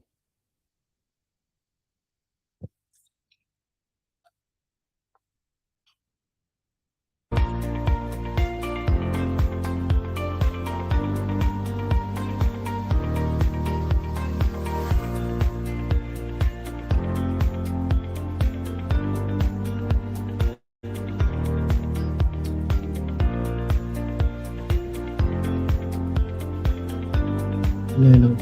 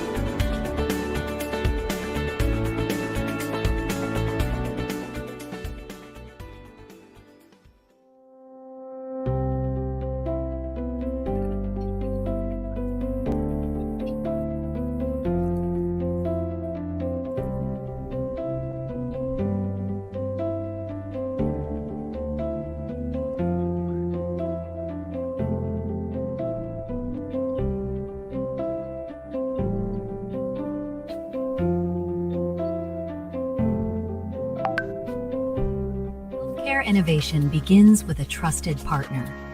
Welcome to Star Medic Group.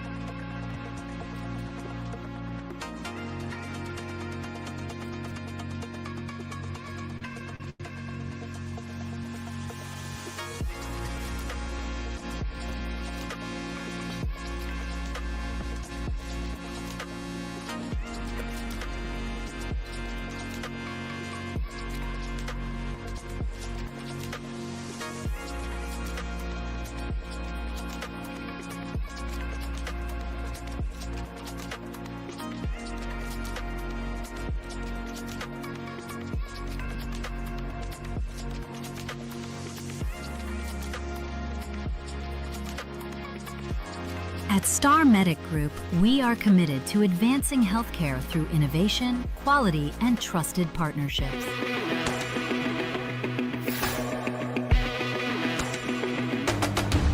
Hear the thunder, bring the rage. There's a rumble in the cage. Feel the trouble, hit the game. It's the final countdown. Welcome to Intermedics.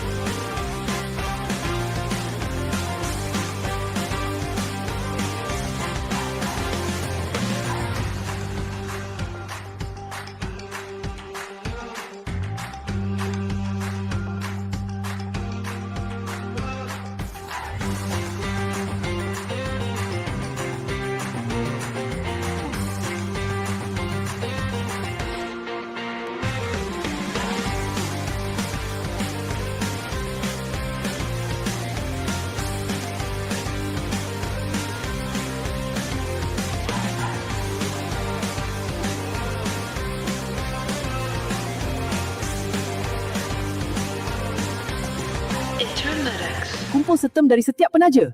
Dapatkan term daripada Star Medic, Mycomedic dan lain-lain. Setiap sertem membawa anda lebih dekat dengan cabutan bertuah. Jangan lepaskan peluang ini. Dapatkan sertem anda sekarang.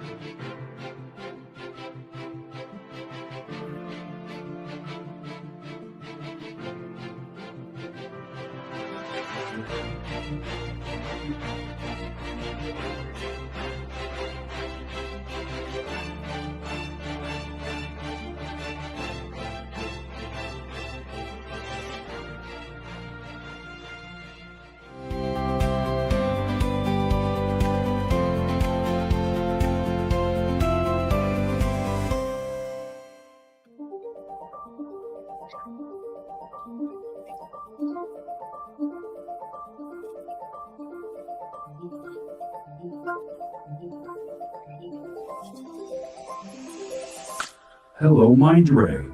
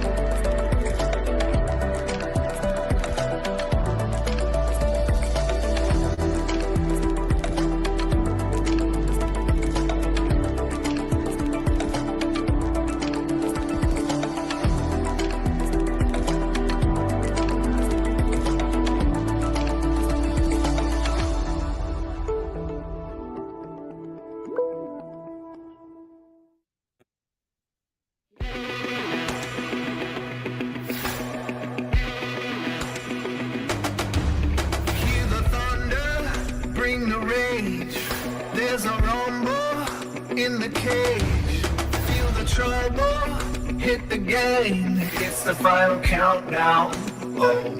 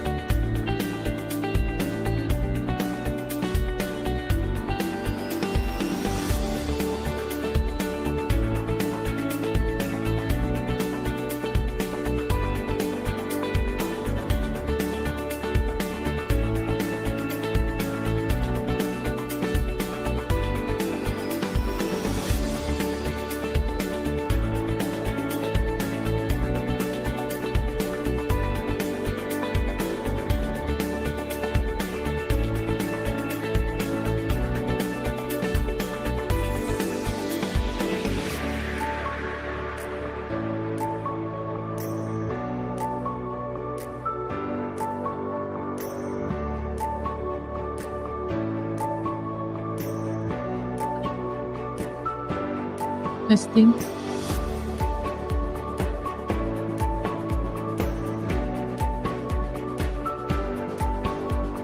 I think we'll let the crowd come in, trickle in slowly. We better get a move on so that we can finish on time later in the afternoon.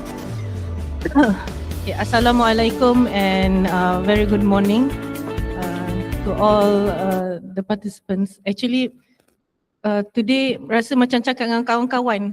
So I think most of the the hall is someone that I know or know me or I know of them. So it's very pleasant. So welcome to the 6th Symposium on Medicolegal. Just a brief introduction. Anesthesiology is a specialty where every decision, wow, we're cheering, yeah, NS, where every decision carries significant responsibility. So while our primary focus is delivering safe and high quality patient care, we must also understand the legal and ethical framework that governs our practice. So today's symposium, we'll be examining, I'll use a law term there, examining the medical legal issues, okay, from two complementary perspectives. Okay, first from Ms. Charlene on how anesthetic practice is scrutinized in the courtroom, and the second one from our none other Dr. Guna, how effective informed consent can reduce medical legal risk while strengthening our patient care center. Patient-centered care. All right, so let me introduce the first speaker. It is my pleasure to introduce Ms. Charlene Andrian Chin. You siap dengan ada music background to introduce you. So Ms. Charlene is a partner in the dispute resolution practice group at Mercer's Raja Darrell and Low, specializing in civil and commercial litigation with a significant focus on medical legal and dental legal practice. She regularly represents healthcare professionals, thank you, in medical negligence claims and disciplinary proceedings and has appeared at every level of the Malaysian courts. She was also part of the legal team involved in landmark federal court medical negligence appeals that clarified important legal principles concerning a doctor's duty of care and the duty to advise patients of material risks. She has delivered more than 80 lectures, nationally and internationally on medical legal issues. Today she will speak on anesthesia on trial, when the courtroom lights rise. Please join me in welcoming Ms. Charlene Andrian Chin. Quality and trusted partnerships.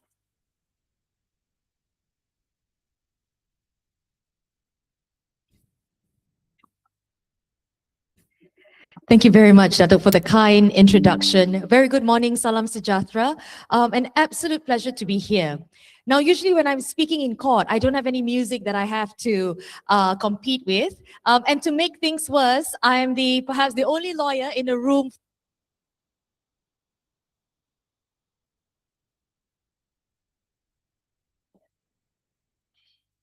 Okay, it's okay. All right. Thank you very much. Now, I usually don't like to tell people that I'm a lawyer, especially when I go and see a doctor. And when they say, okay, where do you work? I usually just say I work in KL. And my husband gets so irritated because you never answer the question. Because when they know that the patient is a lawyer, they start treating you very differently. And in that list of advice of options, one of the options they will also always include is, you may also go and see a different doctor. Right? All right, ladies and gentlemen, today I will be speaking about, this is the topic, anesthesia and trial, when the courtroom lights rise. So I'm just going to go through, we're going to go through one case study and I'm going to pick out some of the litigation issues that are quite specific, I think, to anesthetists, but also to the medical profession in general, all right? Now, before we visit the courtroom, I first want to bring you to a different room, a room that perhaps you are more familiar with. I would like to transport you back to your OT, wherever it may be. Now imagine this, an elective case, routine induction, suddenly there is unexpected hypoxia. Patient requires ICU admission. 6 years later, you are then queried incessantly and quite aggressively about your documentation during the 5-minute period of induction. My first question to you, ladies and gentlemen, at what point did this become a medical legal case? Anyone? At what point do you think it became a medical legal case? The patient here is not a lawyer, by the way, because if he's a lawyer, you say the minute the patient walked into your room, that was a medical legal case. No. At what point do we think it became a medical legal case? Anyone? Dr. Guna? The pre-op assessment. Pre-op assessment, interesting. Okay. Now, is every adverse outcome actually equivalent to negligence? How many of us say yes? Nobody. How many of us say no? No, this is interesting. Let's explore this during the Q&A. I want to know why no. Okay, that's very interesting. I'm not saying the answer is yes. I just want to know why no. Okay. Now, imagine this. What can you remember of a routine case 6 years ago? Anyone can tell me a routine case? Very little? Routine case, right? Now, if I had to pick a patient's file from 6 years ago of a routine case, would your notes be able to tell your full story? Why y'all smiling?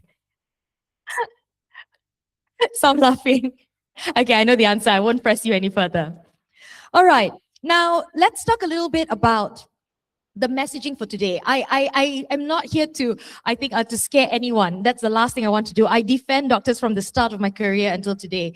My entire career, my legal career has been dedicated to actually defending doctors, both in public and in private. So sweet. No one else will clap their hands in a different room. But no, I think the message also is that these messages are coming from someone who, likewise, you have dedicated your entire profession to saving people. There are also some of us who have dedicated hours to actually, protecting the medical profession.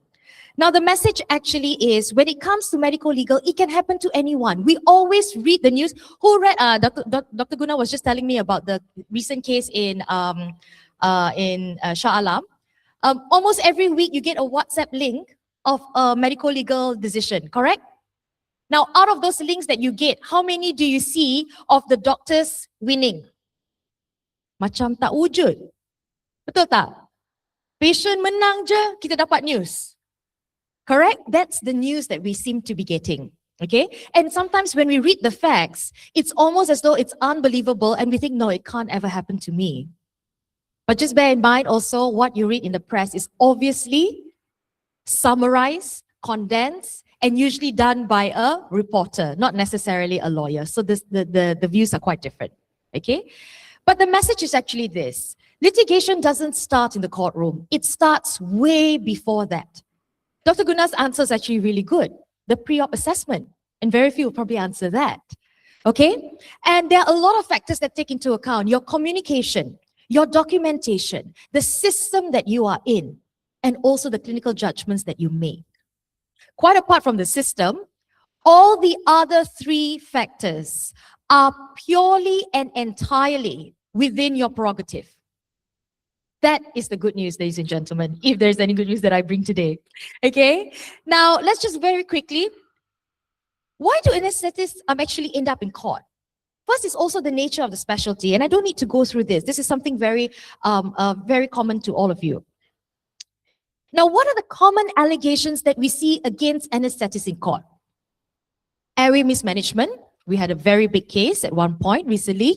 Okay, delayed recognition of deterioration, inadequate monitoring, drug errors, regional anesthesia complications, failure to advise of risks and options, and consent. I'm not dealing with consent because Dr. Guna will actually deal with it. Okay. Now, this is a very brief process of the journey from when something goes wrong to court. And the reason why I wanted to highlight this is for you to understand the journey. Sometimes we think you get sued and you should go to court immediately. And the doctors get very frustrated because it takes years and years. And sometimes those years can be very, very stressful. So you start here. Usually it's a complaint or a request for a medical report. How many of you, okay, anyone here in private practice? Private, there's some. Okay, those in private practice, when you are asked for a medical report, do you just straight away issue it on your own? I think many do. with the consultation of the notes as well? Yes. Okay. Some doctors actually approach lawyers, right? And sometimes I can understand why it can be frustrating for them because the lawyers take a bit longer than what a doctor would. But the added advantage is that the minute I read a complaint, I usually can roughly tell if this is a disgruntled patient who is just upset with an adverse outcome, or are they serious about the allegations? The tone is quite different. Each of you doctors may have 1 or 2 complaints in your career, 3, 4. Sometimes nowadays it's getting a bit more. But imagine us sitting in our office and reading complaints every day and watching which of those actually go on to become cases. So after a while, you almost are aware. I can even tell if a letter is written by a lawyer, or sometimes it's ChatGPT, right? Because we see the initial WhatsApp with the patient and the doctor, and then we see the letter of complaint, and we're like, oh my gosh, it's totally different. And all those factors actually affects or should be taken into account when you are responding. The claim does not start when they file the claim. It starts when there is an expression of dissatisfaction. Usually it's earlier. Now, the second thing, sometimes you get a letter of demand, sometimes you don't. Usually you do. I have had a doctor who put the letter of demand in, he didn't even open the envelope, so he didn't know it was a letter of demand in his defense. A year and a half later, he was served with a judgment in default. He then calls me up and he says, Charlene, I received this document, it's a summon. I said, okay, can you give me the writ and the statement of claim? No, there's no writ. I said, then what is the title on that document? Penghakiman Ingkar. I said, that's a judgment in default. That means you didn't attend to the suit. No, I was never served. So of course, we went and did a file search and they exhibited everything in the affidavit, how they registered post. It was his nurse who signed the documents. The time had lapsed. He didn't even open the envelope. There was a judgment in his name. We had to undo that. Okay. Then after letter of demand, they file a claim and they serve it on you. Now, hospitals, both government and private, a lot of you like to accept this service on behalf of the doctors. And if you do, please immediately give it to the doctor because time can start running. And I say can because if you're a very particular lawyer, sometimes you will argue it's not been served properly. And until and unless it is served properly, time cannot start. Okay? And then you file pleadings. Extremely important. We get a lot of complaints from doctors when we're filing their defense, when you're drafting the defense. Charlene, why do I have to meet you so many times? Okay, doctor, we'll meet on Zoom. Okay? You know, I'm very busy. I only have lunchtime. Can I give you half an hour? I mean, I'm okay with that, but I think you need more time. Your pleadings are so important because they actually define the scope of the claim and the scope of your defense. I'm going to go through a case study later and I'm going to deal with this point. And I'm going to show you how important your defense is. If your lawyers or your AG's chambers lawyers are calling you for a meeting to discuss your defense, please give them the time that they want. And if you do not get a call when you are preparing your defense, please make that call to your lawyers. I would be very surprised if a defense can go out without any input from a doctor. Zero defense have left my desk without an input from doctor. It is impossible, even if we think we know the medical issues. Never. Then you prepare for trial. And actually, this is where the bulk of the work happens, but it happens on the lawyer's side. We are preparing your case summary, we're preparing your list of witnesses, we're trying to get experts, and we'll talk about experts later. Okay? We're preparing your witness statements. We're doing all the heavy lifting. And then after that, we go to trial. This is the most stressful and crucial part. But if you are well prepared, I've actually seen doctors who are actually quite excited because they want to vindicate themselves in the stand. I've actually seen some of them. And those who are well prepared, of course. Okay? And then testimony generally divided into 3. You get examination in chief, which is now your witness statement. And then the second part actually is the juiciest part, which we always see in suits, in all those law series. They will always jump straight to cross-examination. Okay? And then finally, there is re-examination. And then you've got submissions by the lawyer's decision. Between this decision and the claim, it can be between 3 years or so. If it's in the lower courts, it can be faster. And if you're not happy, of course, there is avenue to appeal. So this is just roughly the sequence, okay? Ladies and gentlemen, this is actually the KL court, because this is Wilayah and KL, right? So this is KL, this is the court, the High Court in Shah Alam.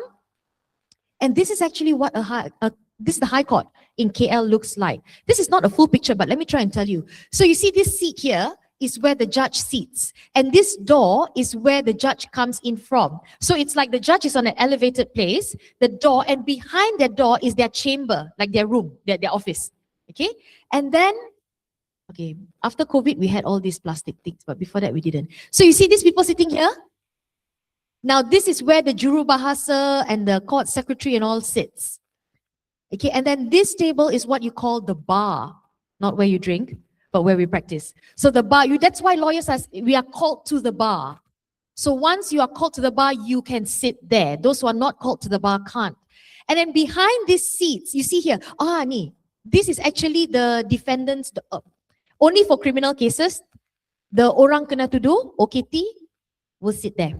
And then behind here, behind this area, there will just be chairs for public to sit. Okay? Now, what do the courts look at when we are assessing a medical claim? I'm not going to go through this into so much detail, but actually they will just look at the ingredients of negligence. So negligence, you know, you've got 4 things. Duty of care. Is it disputed that you owe your patients duty of care? No, right? 2 crucial things. Breach and causation. Breach is if you had breached that standard. Or another way of looking at it, did you fall below the standard? Then the third ingredient would be causation. Causation is very legalistic. It is, sometimes lawyers don't understand it, and with the greatest of respect, sometimes the courts are clarifying actually what really is the law on causation. And I'm going to also deal with this point in our case studies. Only one case study, but it actually touches on all these points. And then damage. Okay? Now we'll actually go and look at the case study. I'm going to bring you through the facts of this case. Okay? Day 1, admitted for labor pains at 6 o'clock in the morning. Then just before 1, the patient delivered a baby girl. Okay? An hour later, there was bleeding from the episiotomy site and vaginal wall tears. She was sutured. A blood test was ordered and blood transfusion also ordered. Still on day 1, 5 in the evening, she suddenly became unresponsive. Thankfully, the ONG was actually there at the time. So as he was speaking to her, she then just closed her eyes and became unresponsive, and he immediately attended to her. Okay, he called in the anesthetist. You see a CVL line inserted, and blood transfusion was started. Now, this is the first collapse. Blood test showed DIC. Now we go to day 2, 9 o'clock in the morning. The DIC was actually corrected, and her coagulation profile was normal. We see a slight improvement. And then we go to day 3. She was actually transferred from the ICU to an ordinary ward. 45 minutes after that, second episode of cardiopulmonary collapse, okay? And she was managed accordingly. This is what we're going to call the second collapse. At that point, after 3 days in a private hospital, the family then requested for a transfer to the general hospital. The following day, 4 a.m., 4 a.m. This is very early. So the doctors did act very fast. She was actually transferred to the general hospital. Day 5, day 6, day 7, day 8, and day 9. Anybody wants to guess why my chart is blank? Anyone? It's supposed to be an interactive session. No notes. No notes maksudnya? No documentation. Any other? Sorry? Oh, so no need to write because it's the same. It wasn't the same. That's really a very interesting answer. So what actually happened was, at the trial, it's not that the GH had no notes. Let me make this clear. The GH had notes. Let me make that clear. But at the trial, the court wasn't furnished with the medical records from GH. Okay tak? Tak okay. Kenapa tak okay? Tak okay because of what happened on day 10. In the evening, unfortunately, it's a very, very sad case. Patient was actually certified brain dead and she subsequently passed away later the same day. What went wrong here? Can anyone guess? Just based on the facts that I've given us so far, what do we think went wrong? Are we even in a position to opine? What do we think went wrong? Anyone's guess, right? Okay, so now let's look at the first issue. It's a legal issue, but it is so important. And the reason why I say important is because this is the one thing that lawyers need the doctor's input on. But I don't think we do enough. This is the plaintiff's pleaded case. Maksudnya, ni yang telah dipleadkan oleh pihak plaintiff dalam pernyataan tuntutan. Okay, in the statement of claim, they actually pleaded postpartum hemorrhage leading to premature death. And this, actually, sorry, I should have made it clearer. This is under the heading of cause of death, PPH. Right? We saw that the patient, I'm not sure if I put it there, but in the medical records in a private hospital, the mother had lost about, immediately after birth, 750 mils. And then after that, about 1 to 1.5 liters. And we know that the definition of PPH is bleeding in excess of 500 mils over a certain period of time, right? And I think WHO in the 2026 guidelines has actually said if there is an excess of 300 mils of bleeding coupled with certain factors, you can also classify that as PPH now, right? So this was the case. This was the case that the anesthetist and the ONG, they sued the ONG, they sued the anesthetist, they sued the private hospital. They didn't sue the government hospital, okay? Now, when you read the statement of claim, that is your roadmap to what the patient is going to present in court. So when you see the cause of death as PPH, who do you think they're going after? ONG, right? They also had particulars of negligence against the NS, and it was the general ones, for example, failure to monitor, failure to the usual ones you see lah. You didn't advise of risk, didn't monitor adequately, and you caused the damage. That's fine, but the cause of death is PPH.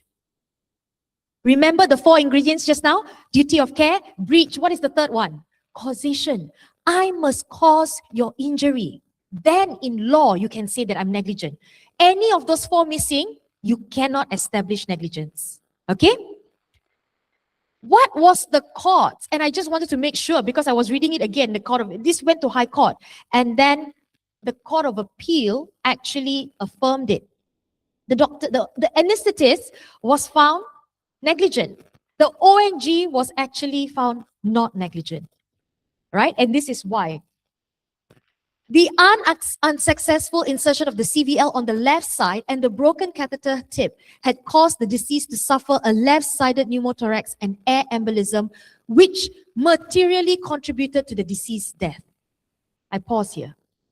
What do you think the anesthetist was or thought that the case he had to meet in court? PPH. And suddenly at trial, the plaintiff adduced an expert, she produced an expert opinion, and she then said, actually the patient died of air embolism.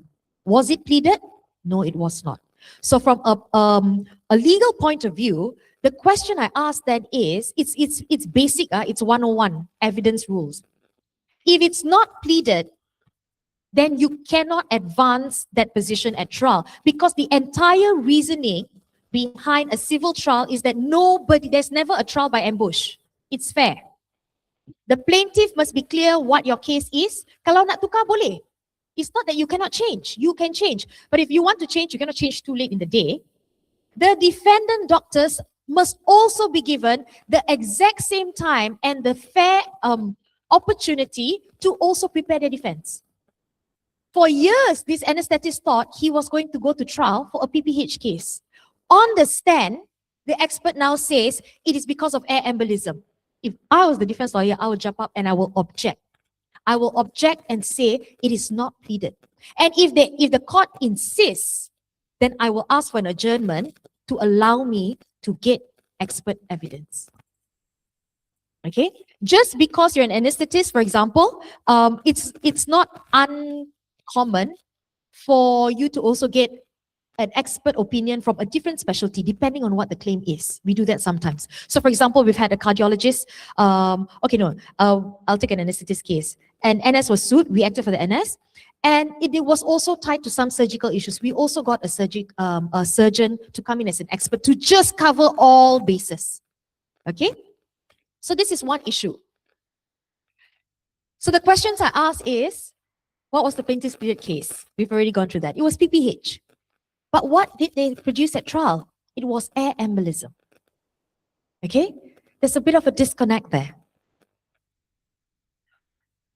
The second issue I want to raise is medical records.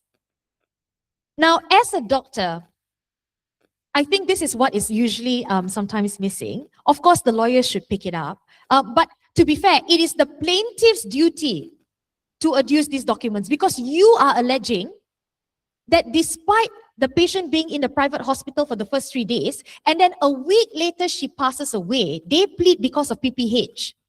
Then they should actually adduce all the documents. And if you don't adduce the documents, I would argue you have failed to discharge your burden of proof. The burden is always on the person who asserts. Okay, it is always the plaintiff who has to prove. Right? But also as the defense, and I've had cases where I have said, hey, you went to a second hospital. I want the notes from the second hospital. And the doctor has actually told me, but what if the notes make it, reflect badly on me? So be it. Then we know what we need to do. We don't fight it in court. But I need to know the full picture. Right? So as a doctor also, you should be alive to these things. Always help your lawyers. Always help your medical legal unit. Okay? Because there may be things that you see that they don't necessarily see. So the big question I ask is, where were the records from the GH? We are not talking about 1 hour. We're not talking about half a day. We're not even talking about 2 days. We are talking about a week. What was the patient's condition when she left to GH? She was getting better, right? Remember from ICU? She then went to normal ward. Okay, her coagulation profile, all of that was normal. Her BP, her vital signs, everything was stable. They transferred her well. And then she was in the GH for 7 days. I'm not pointing the finger at the GH. I'm not. I'm just saying we have an incomplete picture. And when we have an incomplete picture, then as a lawyer, I ask these questions. Where were the records? How is it that there were so many defendant doctors, their lawyers, the patient's lawyers, the judge? Was this question ever asked? How did the expert, and actually this is a bit more interesting. The plaintiff had an anesthetist expert, one of yours, right? Your fellow colleague. And she actually concluded from the 3 days punya notes that on day 10, punca kematian antara lain termasuk air embolism. But do you notice that her words in her, okay, you may not have noticed, but when I read her report, her words, and she used a very legalistic word, materially contributed to. What does that mean? There is a second cause. Because if it was the only cause of death, she would say the cause of death was air embolism, or the patient died because of air embolism. Her words in her report was, the air embolism materially contributed to the death. Then my question as a lawyer is, what is the other contribution? Tell me. What is the other contribution? Because maybe that other contribution is actually a bigger factor compared to the air embolism. Perhaps. Then I would then look at the notes. Right? So these are things that you really have to scrutinize. Number 3, do we know for certain that there were no intervening acts? How can you tell that for those 7 days, nothing had happened? We don't even have the notes in GH to know that there was another insertion on the left side of the neck. Do we know?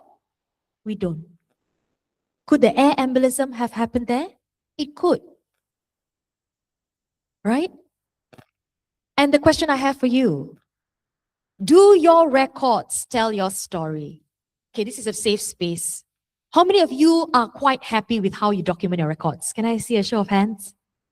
Dr. Gunalan, Dato? La.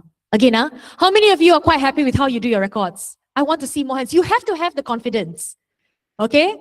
We come, we give our time, we are here, we want to educate the profession because we want to empower you. It is not to scare you. When you know better, you do better. And when you do better, actually you approach your profession with a renewed sense of confidence. Yeah? Okay? And the third and final thing, let's talk about experts. How many of you here has actually been an expert before? I know, yes? No? No? That's what you should. Expert? Yes? How many of you have been an expert? Expert. How many of you have been approached to be an expert? I won't ask the next question, but said no. Can I plead to each and every one of you, if you are approached to be an expert, please, if you are able to accept that brief. Because people like myself in court, we cannot advance any argument convincingly without the backing of an expert. Our best cases where we have won, it is always with an expert. Okay? We always need, and you have to think about it. It is very daunting. Okay, I clever to say now, okay, please. But if actually, I would never want to be cross-examined. If possible, I never want to be in court because I know exactly how cross-examination works, right? It is very daunting, but it is necessary. It is necessary. Okay? Now, the legal standards are actually this. The Polam test requires you to be judged by your peers. That's why you have experts. The courts are actually trained in law, not in medicine. And Bolitho says that an expert report has to be logical. So I would be the first to question that expert report in that previous case to say, how is this logical without the notes? There is no way you can come to a conclusion. You may still come to the same conclusion with the notes, but have a look at the notes. That's the point. Okay?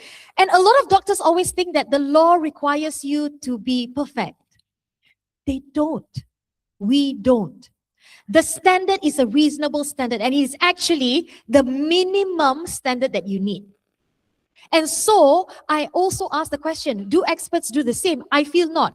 When I'm here at the Medicolegal conference, when I'm speaking, we all agree, the doctors are under attack, the standards are too high, there's no room for error.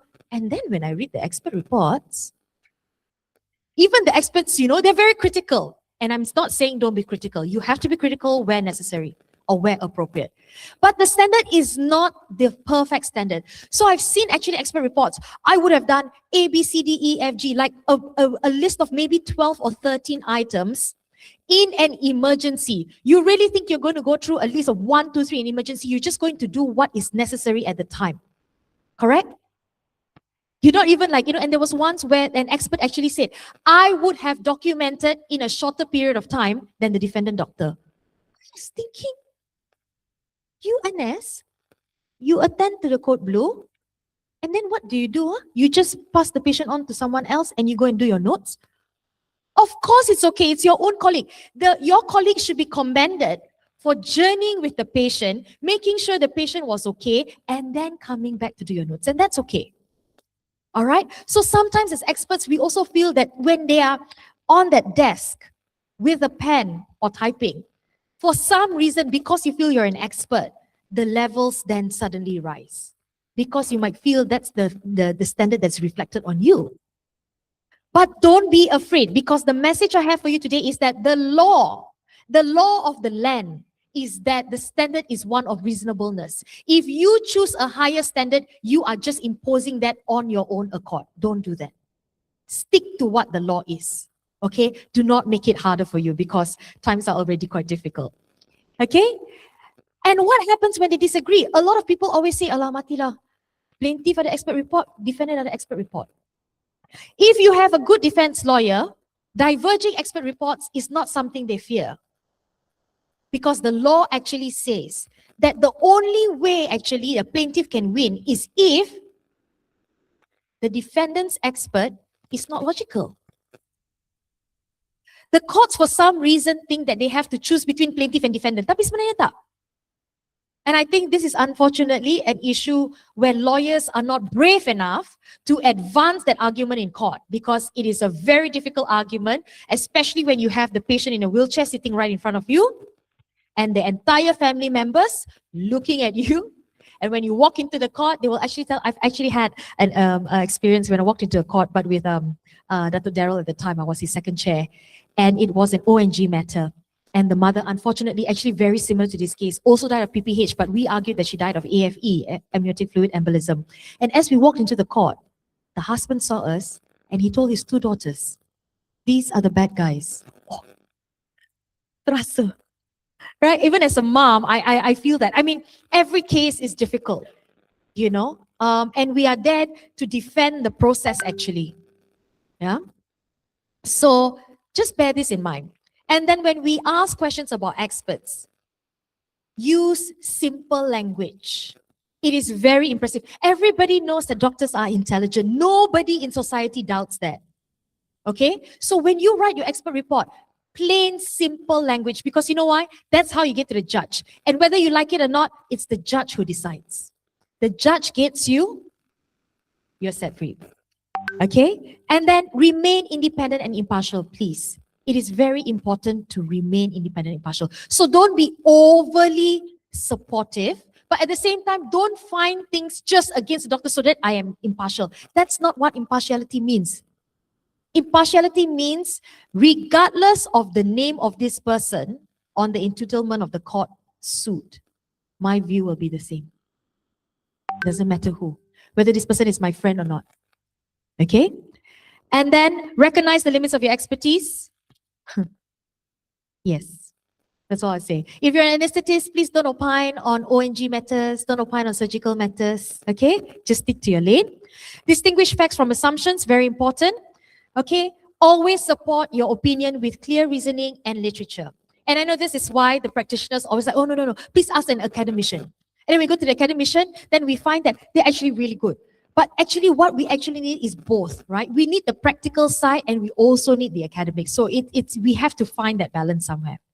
And remember, whenever you are appointed an expert, your overriding duty is to the court. It is actually stated in the rules of court. And that is what you would actually affirm your oath to. Okay?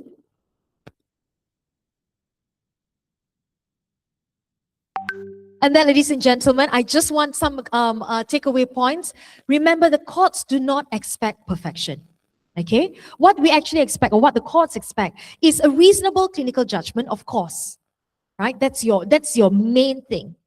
Appropriate communication, good documentation, and practice that is consistent with accepted professional practice or professional standards.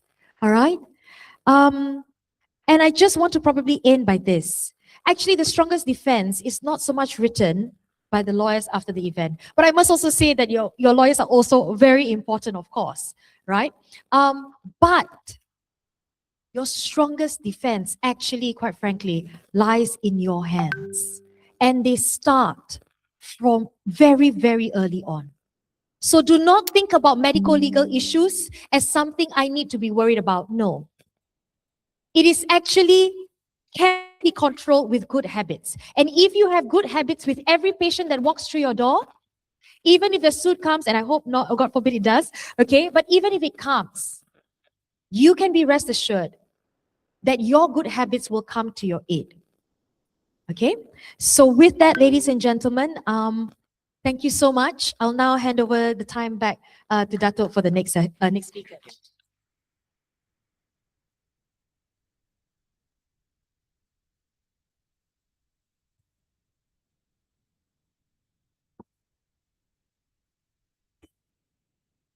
Thank you, Charlene.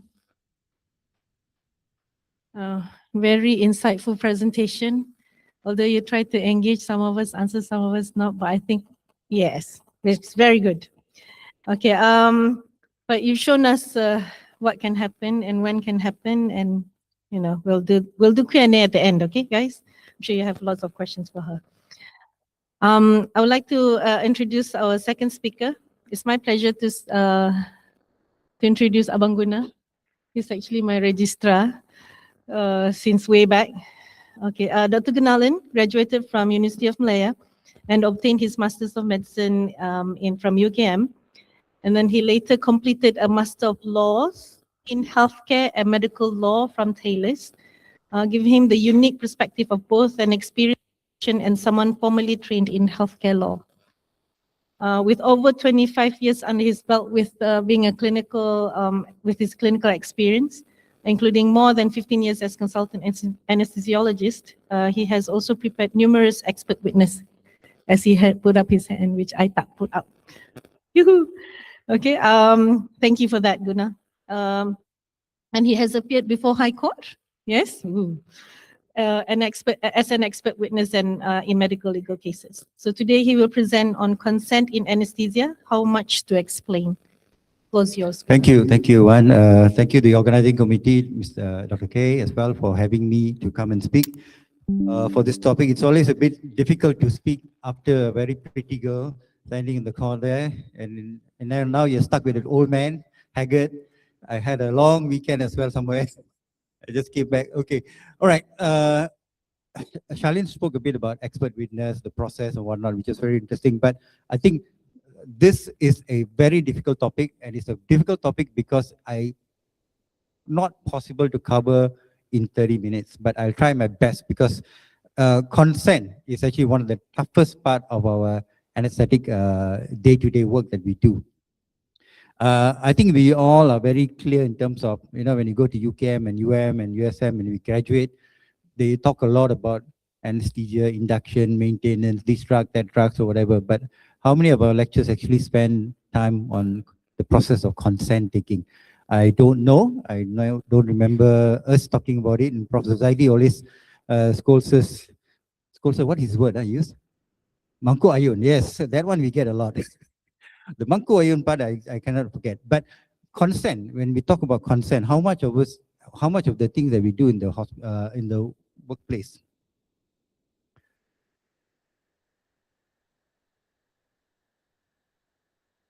All right, so if you talk about the definition, let's start with the definition first. Now, if you look at our own local guideline, the Malaysian Medical Council has got a definition in terms of consent. So what exactly is consent? It's something which is voluntary. It's an informed agreement. It is agreement between you and the party that is either undergoing a procedure or the party or the next of kin who's actually going to consent on behalf of the patient who's going to go for the procedure. Now, it requires sufficient mental capacity. That means you can't take a consent from somebody who's drugged, overdosed, insane, mentally incapacitated, a child who's less than 18, geriatric adult who is unsure what the procedure is all like. So it has to be, that has to be taken into account. You can't just, it's not just a form that you just shove in the face and ask them to give a signature, no? Right. This part is actually the most important part. However, many of us slack. Why I say it's slack? Because most of the time, we just give the form and say, uncle, sign, ini kita akan buat, ini kita buat, that's it. The poor uncle on the other end will say, okay, doctor, saya buat apa aja lah, and then sign and go on, But nothing happens, no problem. Something happens, that is where the process starts. So they will say, I didn't understand what the doctor said, I didn't know what he was telling me, I was unsure what the process. So this is actually where a lot of times the gap happens, right? So it is an ongoing process. It needs good, clean communication. Both parties have to understand, and there has to be a mutual respect within the patient and us. And remember, it must not be coerced or forced onto the patient. The patient must be given the option to decide on what he or she wants to perform on a. Now, it is mandatory. No way you can do any procedure on a patient without getting the patient's consent. So that's number one. So if you don't get the consent, what happens? Of course, we all know lah, MMC will pull you up. Of course, in the litigation, the courts will also look at that. That's number one. Now, in an emergency situation, there is a little bit of an exception. You can't get a consent from somebody who's collapsed on you in the A&E or in the recovery room. Okay, there's no such thing. In that kind of situation, duty is to do what is necessary for the resuscitation, and then you think about consent or whatever later. Like say, for example, if you have time, you've intubated the patient, you need to do a central line or you need to start the patient on dialysis, then the consent process can actually be done with family members or whatever, right? But you are allowed certain exceptions when it's an emergency situation. All right? Okay, this part again is where a lot of times we have a lot of challenge. How much do we need to tell the patient? How much would the patient know? How much would the patient understand? How much would the patient understand about the options available for you? And how much alternatives that you have to give to the patient? Now, this is a very tricky problem, especially in our countries. I'll explain to you in detail as well. Not only that, you must also look at the patient and decide what is the risk that may be materially relevant to the patient as well. That means if I'm seeing Siti Nohaliza for thyroid surgery, I jolly well better be sure that I tell her about the risk of losing her voice. All right, that is a material risk to her. If I'm having a badminton player coming to me for a tendon repair, I better make sure that he knows that loss of function or loss of numbness or weakness is something that is materially relevant to him and has to be disclosed as well. So you need to actually tailor your consent taking process to what is the patient coming to you as well. All right, and he has to be in a very clear, communicated in a language that he understands, and in the emotional state and whatnot. Right. I told you about the medical emergency and also the minors. Now, in Malaysia, very rare, but occasionally, sometimes we may bypass the consent from the parents or the consent from the next of kin, especially if the treatment overrides the decision of the family member. Very rare, but I can tell you of a case of a patient who had a need for blood transfusion. There was a Jehovah's Witness. I mean, you have heard of Jehovah's Witness, where they refused blood transfusion. So a court order was actually given to the university hospital to actually allow such treatment to be made. But this has to be done with a court order. You can't force transfusion on somebody who doesn't want it. Now, let's go to the practical part of it in this country. Now, we are not all English speaking lah. That's number one. All right. So you may be an anesthetist. I did my work in Sabah as a houseman and medical officer. I was in Sempurna, and there the Bajau Laut, right? So they have a completely different way of talking in Malay. They have a Bajau slang kind of thing, So gastric is dugal and all those kind of things. So how do we actually tell them that these are the things that you're going to do? It's very, very difficult. Sometimes you may have to have a relative of them to actually come on board. In this part of the world, you have so many like Chinese, not only Chinese, they have Hokkien, Mandarin, Cantonese and whatnot. So it is a very complicated process. Not as simple as what it is in the West, where it's all, first language is all English. So usually it's quite straightforward in that sense. Now, is it possible to cover every single risk out there? Hands up if you can actually do that. No way. All right. Basically is this, nearly impossible. But what you can do is to cover at least the basics. If you're going to intubate somebody, make sure you tell them the risk of hoarseness, the risk of airway trauma, the risk of difficult intubation. At least those things are covered. No? The very rare things like you put in a central line and you die of venous air embolism, no way the anesthetist is going to tell that. All right. And how is he even going to be predicting that? That case is a very sad case. All right. We spent a good one whole day sitting in the College of Anesthetists, Academy of Medicine, went through the case in detail, including the expert witness. It was quite a good fiction, I would say. Very nice novel written in fiction manner in terms of articulating what could have happened. Unfortunately, the court bought that story, so it was very unfortunate for all of us. All right. I personally find that the most difficult part of a consent is not about consent with the high-risk patient. The high-risk patient, I do a lot of cardiac and neuro in my center. When I go to my patients, the expectation from the patient as well as the family is they are highly likely to die from this surgery. I mean, that's reality. They will say, doctor, am I going to survive this surgery? Usually when I talk to them, they say, look, I'll talk about risk of stroke, risk of heart attack, risk of renal failure, risk of blood transfusion, DIVC, or whatnot.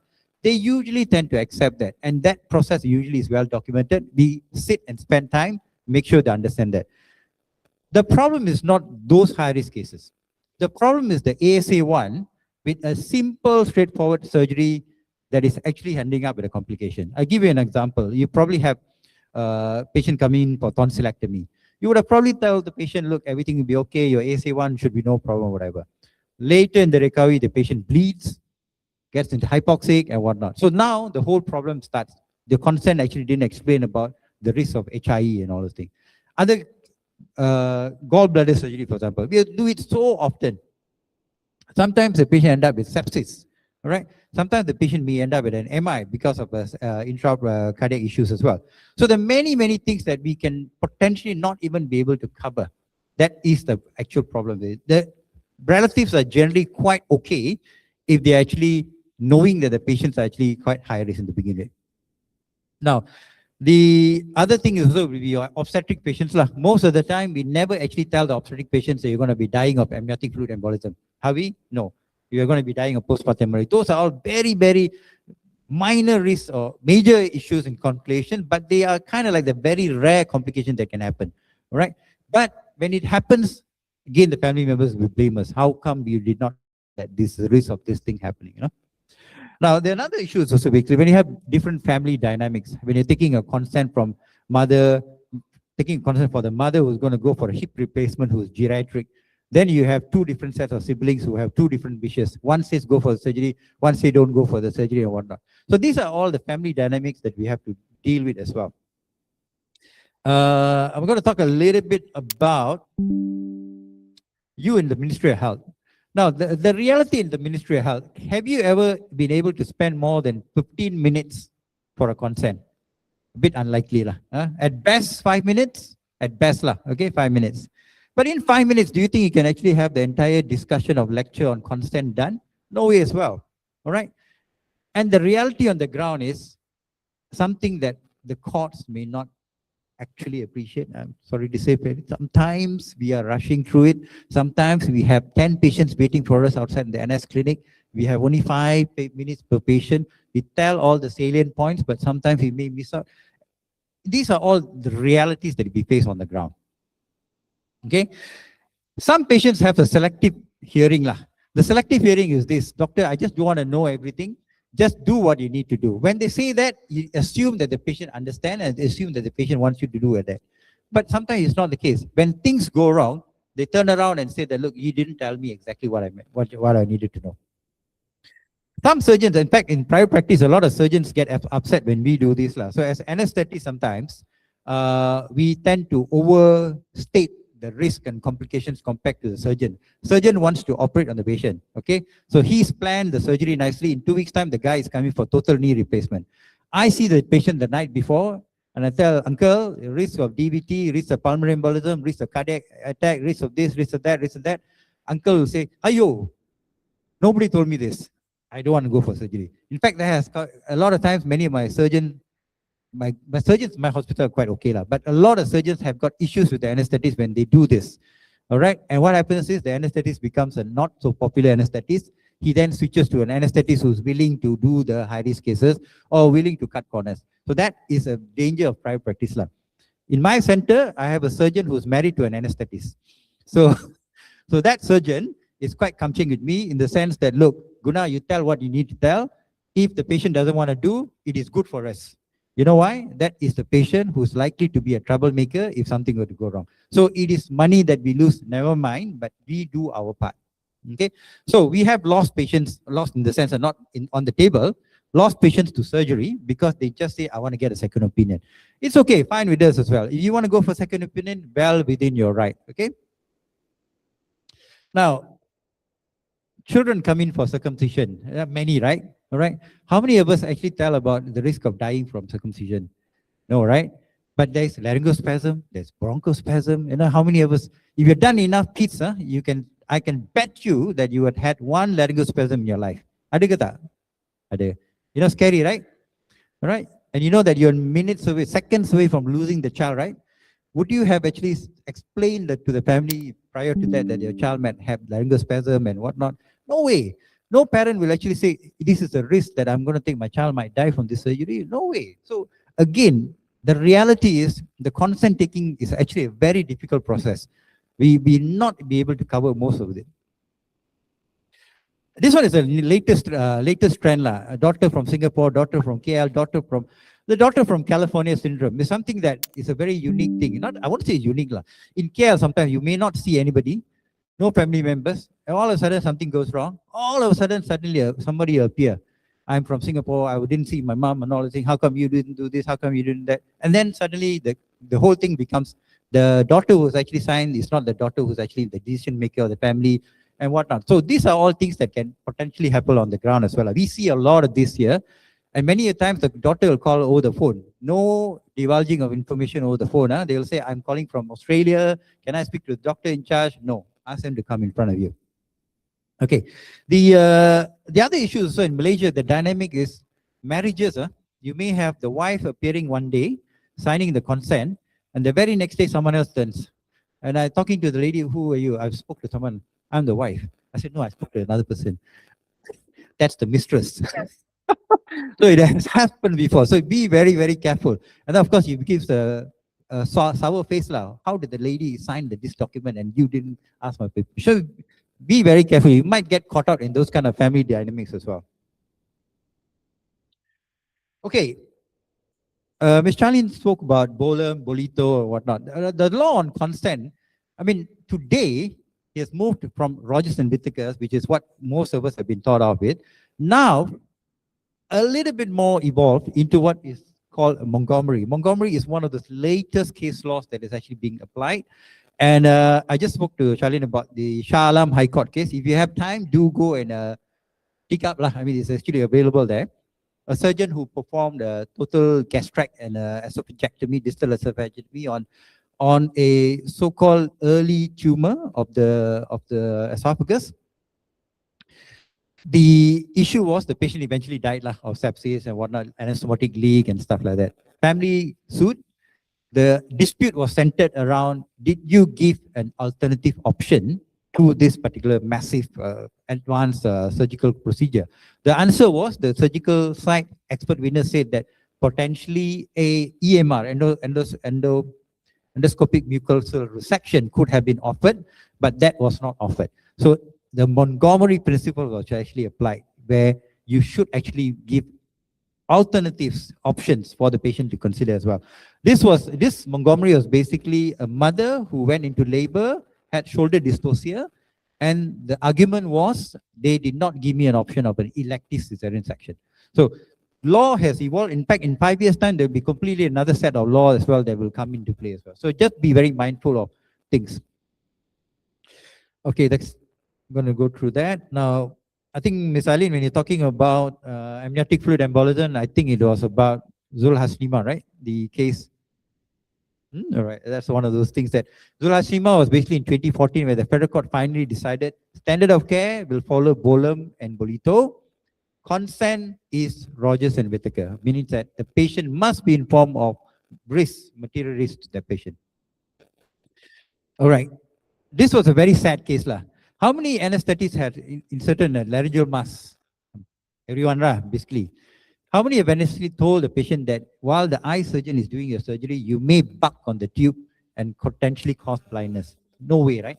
So this is one of the things that sometimes can happen. And with the fault, there was a fault assigned that such a thing was not explained to the patient. Again, an extension of Montgomery. I won't go to too details, but this was a Singapore case of a Malaysian patient who actually went to Singapore for treatment.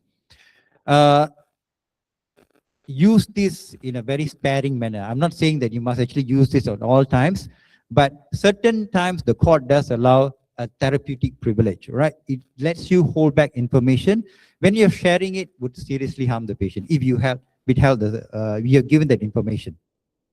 Okay, it is not an excuse to avoid the hard conversation. You must speak to the patient about the risk if it's need to, right? You cannot say it's my therapeutic privilege to withhold this information because the patient will get upset, or she might say no and look for another doctor. That is not how you use therapeutic privilege, all right? So basically this was actually explored in detail in this particular case of Hitchcock versus Lucius Uila, the surgeon who did on this, the surgery for this patient. Okay, Now, spousal consent, yes, another issue in Malaysia. 2 court cases have looked at it. Case number 1 involves, of course, hysterectomy. Nowadays, I think it's standard, right? Pretty much you do need to get the husband's consent as well, for the, especially for the rights of reproductive rights. I don't know, Charlene's looking at me. Do you? No. But it seems to be standard. Most of the time, a lot of doctors actually ask the husband to sign as well.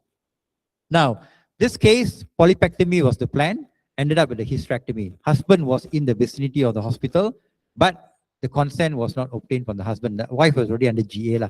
Surgeon proceeded to do.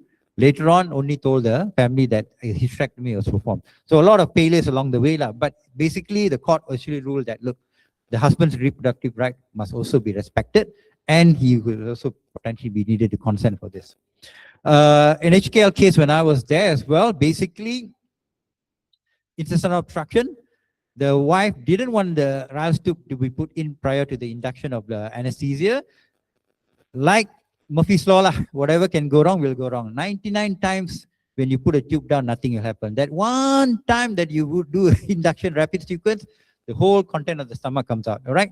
Unfortunately, the court looked at it like, if you had asked, apparently for this case, the husband was the decision maker. Even the husband could have potentially told the wife, insert the Ralph tube before they done the anesthesia. So the court viewed it as, probably may have to get the husband in to get the consent as well. Very, very challenging situation. Now, basically, does that mean that if the wife don't want, the husband can override the decision of the wife? Again, something that is very subjective and difficult to explain. Now, this was only last week. Another case of a blood donation that went wrong. Right, the guy had a venous section. Unfortunately, I think punctured the artery, brachial artery, I think, and then ended up with a pseudoaneurysm. Now, you did not explain the risk of an arterial injury from this blood donation. Again, something that how many of us have actually given blood before? How many of us have actually said, usually it's infection, some pucat a bit, blood pressure low a bit, that's it. But nobody really says you get your artery injured as well. So a lot of times, this is actually now being looked at again in detail. So material risk, that means the risk would have been relevant to the patient, you would have need to tell them as well. Okay, what would I tell all my anesthetic colleagues here?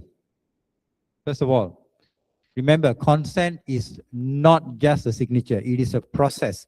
Keep it voluntary, ongoing, free of pressure, with respect to the patient autonomy. Give your warnings of all the risks, patient-centered, okay? Meaning to say that remember what the patient may consider as material to him, right? Just because it's routine, it's not risk-free, all right? Just because your intubation is routine, it doesn't mean that you may not have a tracheal injury or a vocal cord injury or whatever. Just remember all of that. Just because you are inserting an arterial line doesn't mean that you may not cause a gangrene of the hand. All of that are things that is material and important to the patient. Okay? Finally, this is key, like what Charlene said. 6 years from now, would you be able to remember and say that I told this patient this is this? No, this is what you need to do. Please document all of this. Please make sure your consent form is filled up properly. Now, in the spirit of World Cup, okay, how many of you know this character in the center? Please don't disappoint me. Allah, hi.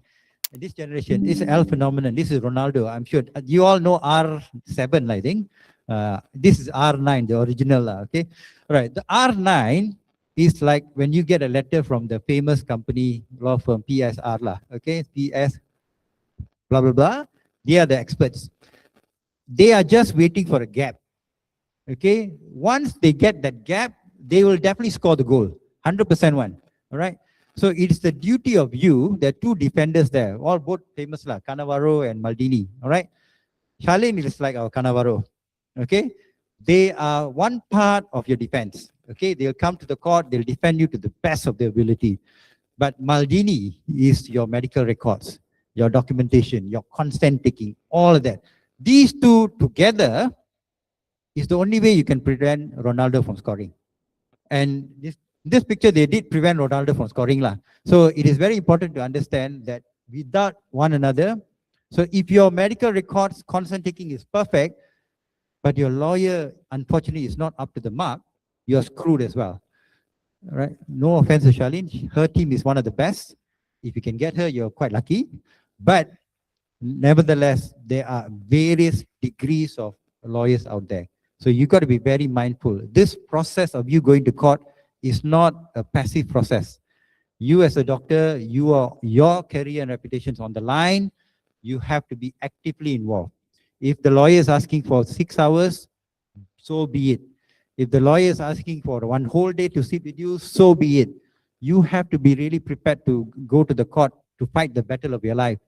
Because the few doctor friends that I've spoken to when they have lost a lot of things, all right? Up here, lost the ability to function in future cases, lost the feeling of not wanting to go to work, lost. So the fraternity loses a lot if we don't take this matter seriously, all right? Fortunately, the expert witnesses is going to retire from that job, I hope. So now it's up to the current generation of expert witnesses to step up the game. All right, we need to replace the guns for hire who have done enough damage to the fraternity. All right, we need to start having expert witnesses who are able to come to the court and say, look, this doctor didn't do anything wrong, but he was not perfect. But in that situation, in that circumstances, he did what I would have done as well. That's all the court wants to know. That is the bolito. Is it logical that this guy did the thing? I would have done the same. Not such a thing like I would have done an emergency cricothyroidectomy by this, by that, all that drama, ding bang, all that comes out. When we all know it's not possible. All right. So how you're going to defend yourself in the court is when to have an expert witness who's able to debunk the other expert witness by saying that expert witness is talking BS. All right. That is the way to go about it. Okay. With that, I thank you and leave it back to Dr. Wan. Yeah.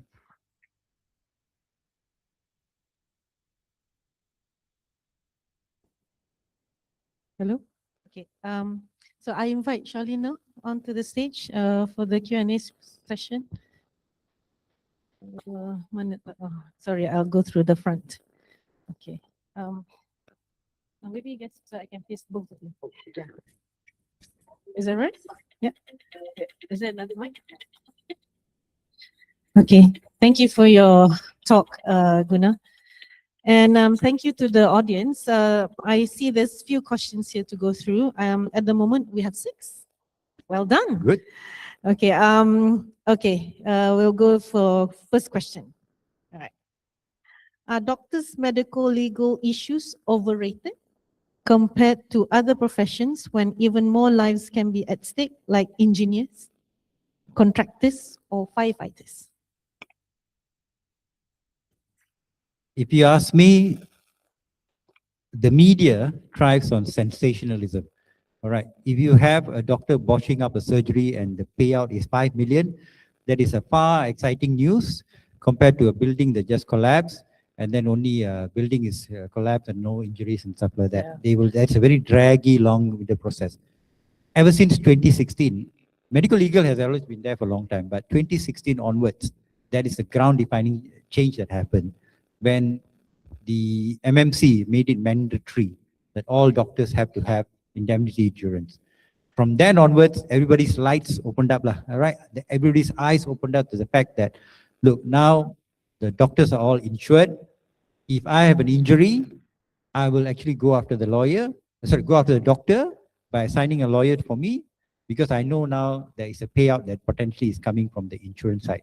I need to just go in there. In fact, a lot of cases that last time used to be ignored now is coming up purely because this avenue is now available for the patient. So yes, short answer is it is becoming a little bit more prominent compared to the other fields, but it's purely because of sensationalism. I don't have the data for that, but I can say that it is quite significant.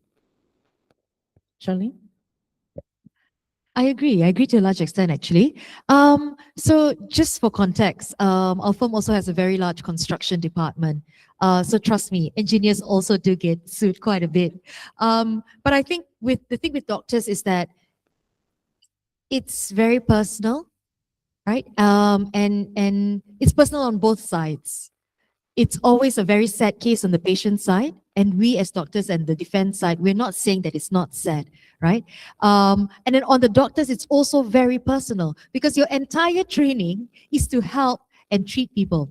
And the allegation is always the exact opposite. You didn't do enough. You made me injured. You killed my husband, that kind of thing. So I also think it's about the nature. But do I think that doctors are getting more heat than other professions? Maybe slightly, but I think it also comes with the territory. But I also do feel that other professions also do get hit quite badly. It's just that they don't turn up in the news as often as doctors. Yeah, it gets sensationalized. Yeah, yeah. I think that's the other thing that we think that we get more of highlight because it's in the news. Yeah. Okay. Second one. Is there a possibility of foul play and cartel in medical legal industry? Very big words. Especially looking at how expert witnesses in some disciplines tend to bring down their colleagues. Okay, this one is a very controversial question, and the answer will be very controversial as well. As far as we, on a professional level, we don't have any evidence. So we have to go by the evidence, right? I personally have not seen the evidence. The illusion or the assumption is there, because especially when you see a particular law firm engaging repeatedly the same pool of expert witnesses for the same kind of cases with the same kind of outcome. It's kind of like, it's like deja vu again. Who is the party? Who is the expert? Is this expert? It's like a tag team lah. Obstetric mean must be this, anesthesia mean must be this by this firm. So it's almost like something like that. Now, whether there is some parties within the hospital who's leaking information or sending those cases to the law firms or whatever, I don't know. I don't have any evidence of that. But is the industry extremely ethical when it comes to financial transactions or whatnot? I think the answer you all know lah. There are some bad sheep out there. I think as doctors, especially when it comes to insurance and whatnot, when payout, we do see some characters out there who will potentially abuse the system. But until and unless a grief party goes to the Bar Council or the MMC with evidence, we can't say for sure. Yours? I'm trying so hard to avoid this question. Okay, it's funny because I've actually been told when I visited relatives in the government hospital that yes, there are people who they know who will come and collect information. They would actually be allowed into the ward and flip through the patient's notes. And that's how they contact the family members. But I tell you what the problem is. These people are not doctors, and neither are they lawyers. So you don't have a professional body that actually regulates them. Whether or not it actually happens, I'm not sure. I don't think the person who told me that had any reason to lie. They didn't even know I was a lawyer. They just thought I was, they knew I was the niece of the patient. That was it. And I was extremely shocked. But let's move on to, I guess, the more important issue.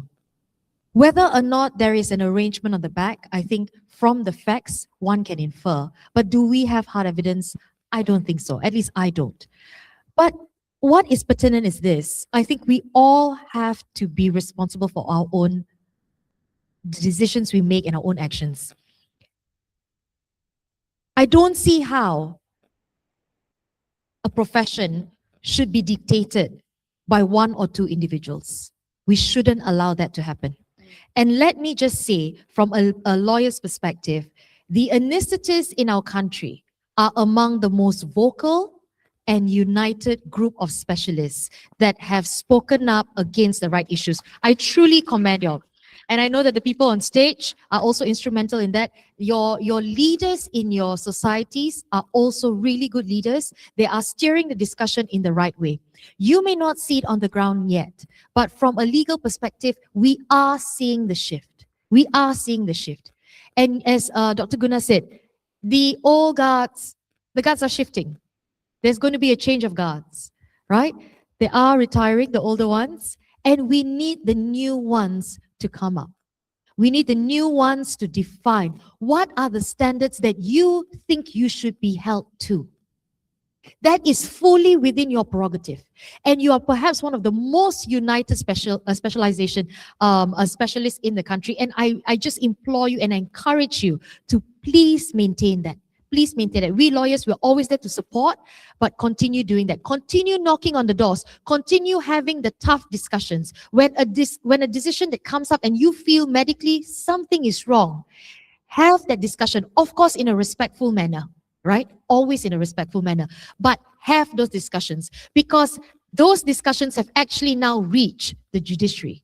I was just sharing. A few of us lawyers in Medicolegal, we received a letter from the Bar Council saying, you know, they've been appointing us to a task force. And I said, what is this task force for? And we found out that actually the judges then, after the uproar, okay, I'm just going to call a spade, after Columbia Asia, anesthetists, and after the case that I discussed, word went back to the judiciary that, hey, how did the courts decide that way? And they're actually looking at it. So it is not falling on deaf ears. So keep up the good work. Thank you. Okay, moving on. Okay, so maybe one of the things that may deter someone coming forward as an expert witness. Okay, so can expert be questioned by the prosecutor about their credentials and past history to discredit them? For example, being complained in CISPA, you know how everyone can CISPA you? No, it's an actual word, not like grab. It's CISPA. I've been CISPA'd, you know, like, so criminal report. CISPA might be coming up in the next Webster's dictionary as a term. Okay, yes, you can. And that is why sometimes if you take a job take the role of the expert witness, you yourself must tell yourself whether do I qualify so that I'm not discredited in the court.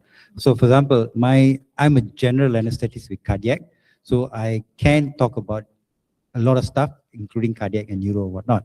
But if I'm, say, anesthetist in IGN, for example, who only doing heart, and then I'm asked to go to court to do, say, an obstetric case, for example. When my last obstetric case was 20 years ago, then the prosecution may come to say, look, you do not fit the criteria of an expert witness there.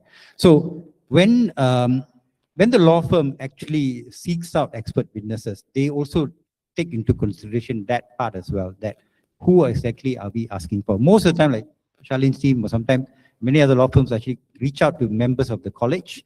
So they will actually call us and ask, who do you think would fit best for this particular thing? And then we will actually say, for this particular issue, best to get among the 5 of these guys, one of them should actually be the one. So we kind of like, as a society, like what Charlene said, we have streamlined the process in a way that we have a pool of expert witnesses that hopefully will come forward. The thing is, do not be intimidated by your lawyers on the other end if you have nothing to hide in terms of your credentials. If you are good in what you do, it doesn't matter, because at the end of the day, you're being questioned by a lawyer. You're not being questioned by Prof. Gracie or Prof. Karis. Arwah Prof. Karis, yes. You're not being answered by, asked a Viva question, you know. Basically, you are going up for your medical knowledge against the lawyer. So you should actually be confident of your own credentials to go and argue in court. So don't be intimidated. But again, when you are assigned the task, the lawyers do give you some time to think about it.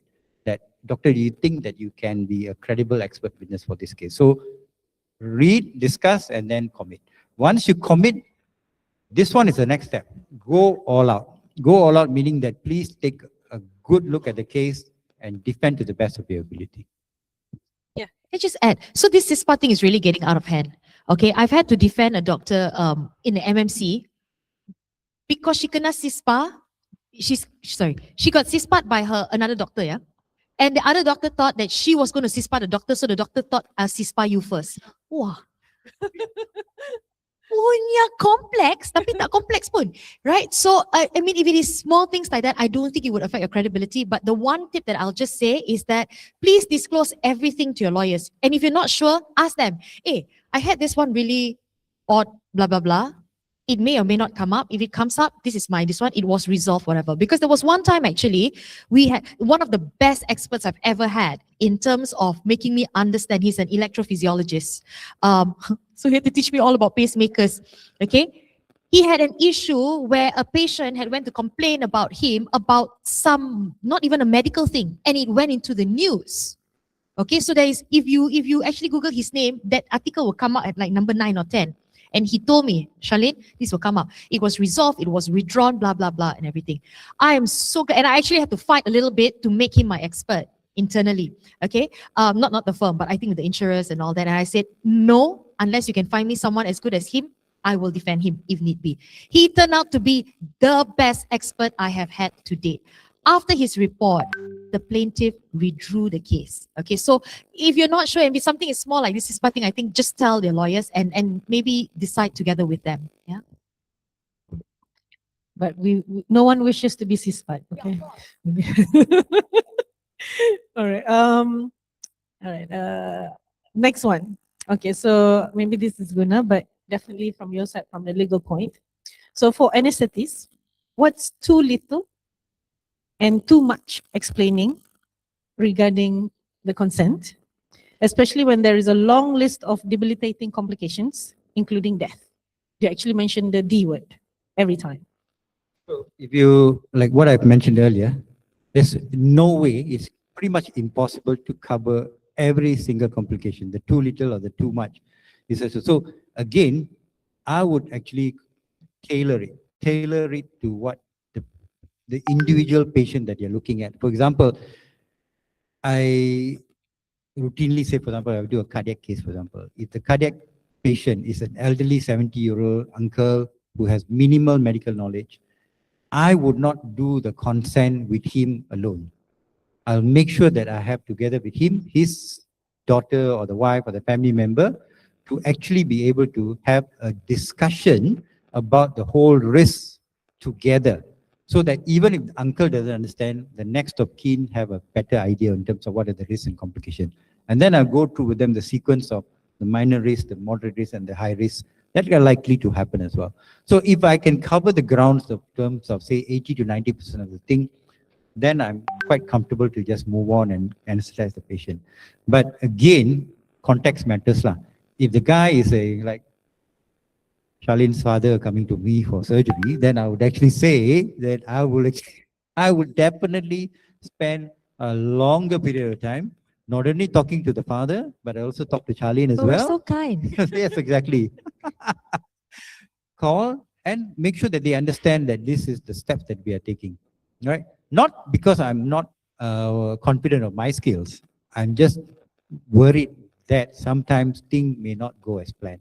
And medicine is such that the chances of things going not as planned is significant. It's there. So we cannot run away from dealing with complications, but at least we have some kind of a foundation for which we say, this is from where I stood earlier, this is what I meant, hopefully this is what the family will understand. If the main thing is the relationship that you build at that engagement, if the engagement has been good, if you have won the confidence of the family, the minor money trivial issues that happens later on is something that potentially the family can forgive, forget, and move on. That's my take on that. So it's very difficult, but let me just give you a practical tip, right? Because you know what the law requires. I was in Oxford last month, and in a panel discussion, a PhD student had asked me a question and said, as a lawyer, what kind of documentation are you looking for? And obviously I was so stressed. But actually coming to think about it, and this was my answer. You have to do what you feel is appropriate at that time. You know what the law requires, right? Risks that are significant to the patient. So let me give you a practical tip when it comes to documenting. It is impossible and impractical to list down every single risk. So you will have a consent form, and that will be a lot of risks you take, whatever you sign. In your clinical notes, may I suggest that you also write, explain risks and options, including 1, 2, 3, 4, the main ones. The word including would be the word that will help me in court. Because then I said they explain the risk, including, and this was the emphasis, but it doesn't mean it is only those risks. Okay, so as opposed to just explain risk and you put 1, 2, 3, 4, then it's very easy to argue, but this other risk number 5 is not there. And you always know, you always think that for this patient, this is important. Tapi bila the adverse outcome, whatever you did actually in the consultation room, they said they didn't. And if there's proof that you did, they will say they don't understand. So please just maybe put the word including. All right. And then your consent form, if you're going through the form, and I've had cases where I've had to argue that the pen marks that the doctor made on the consent form, some was like just a dot, some circle and some tick, showed that he had gone through the consent form, and the patient in cross-examination actually said, oh yeah, I agreed. But I didn't understand. And that was enough for me, because I told the court, the doctor did. If the patient didn't understand, it's duty on the patient to also ask questions. It cannot just be the doctor reading the patient's mind.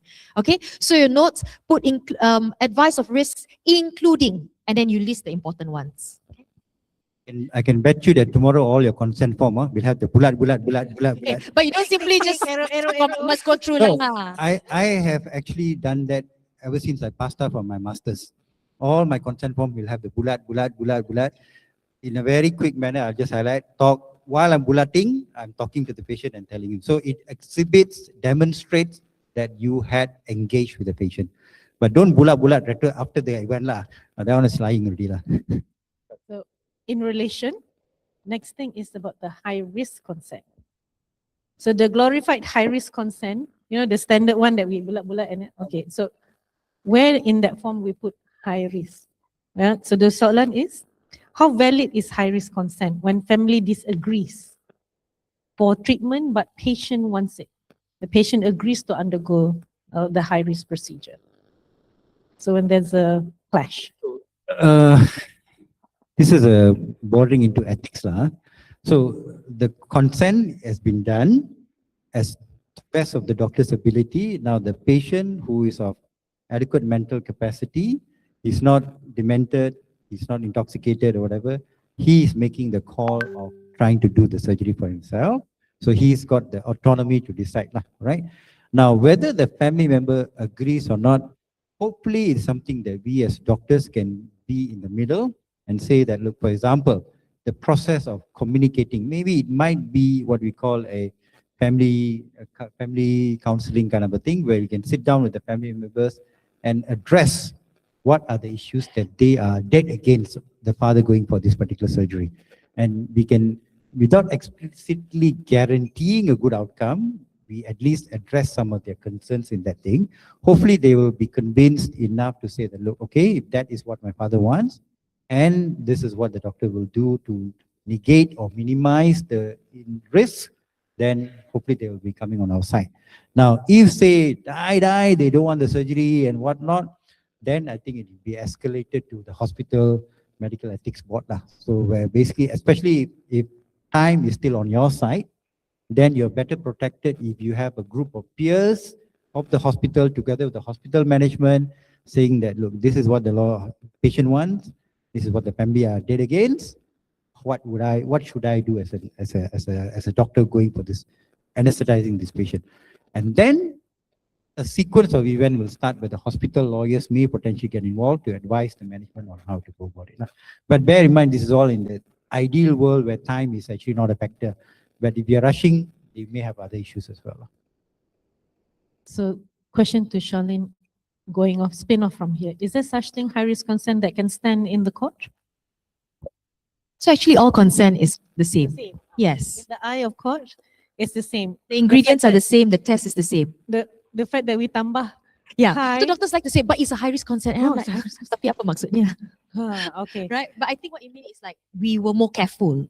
More careful, more detailed, more discussion. As a lawyer, I don't like to say that because it implies that other procedures, you are not careful, you're not detailed, you know what I mean? So you should just say consent. So consent to, in the eye of law, is the same. If there's such thing as a normal consent. Yeah. So in my center, we don't have a separate high risk consent form. A consent form is standard, but there will be an area, a column where we fill up all pertinent high risk has been explained, including cardiovascular collapse or whatever. So what we are saying is not a high risk consent, but it's a high risk that has been explained. And that is part of our consent form. There's some extra thing they do also in high risk. So they put in the notes and then they get the family to sign. So the form is the patient that sign, but in the notes they get patient, family to sign. Sorry. And also IC semua lah. Cukup dalam tu. But does it have fit in the court? Does it stand? It will help the doctor if, let's say, later on the patient, the family members come back and say, my father never agreed to this. So I think yes, it does help. But I think I'm speaking from a very I'm a bit of a purist when it comes to law, because I think the minute we put a lot of things in, the law becomes very muddled, and that's how we get into trouble. When we talk about consent, provided your patient can give consent, consent should only come from the patient. But I also understand that our society, the context is when the patient passes on, the family takes on the matter. That's the problem. Okay? But consent should come from the patient. So like the two cases that Dr. Guna brought up earlier on about the hysterectomy and the Ral's tube, I feel it's legally, you should get consent from the patient. That's why, so your hospital, your forms also be very careful, because in Tung Shin's hospital form, the consent form, they had a column for the husband. So the court said, your own standards is that you want the husband's consent, not so much the law. So why didn't you get? Padahal he was in the hospital. So that's where it got caught. That's why. So always read the judgment. Don't just read the news. You don't get the full picture. Okay. All right. I think we still have a few more minutes. Okay. So is there any, or is it acceptable for a blanket phrase in consent taking? For example, any adverse events can happen. For example, cardiac, respiratory, neuro, etc. Just like a blanket thing you just write in general. Is that acceptable? To me, at the end of the day, it will not be accepted in court in that sense, because you have just, I've seen this many times in my surgeon's OT notes, the notes in where they actually cut and paste a chunk of all the complications, and down there they write, has been explained exhaustively and whatnot, and the patient exhibits understanding of this blah blah blah and all. I go and see the uncle. Uncle is 85-year-old.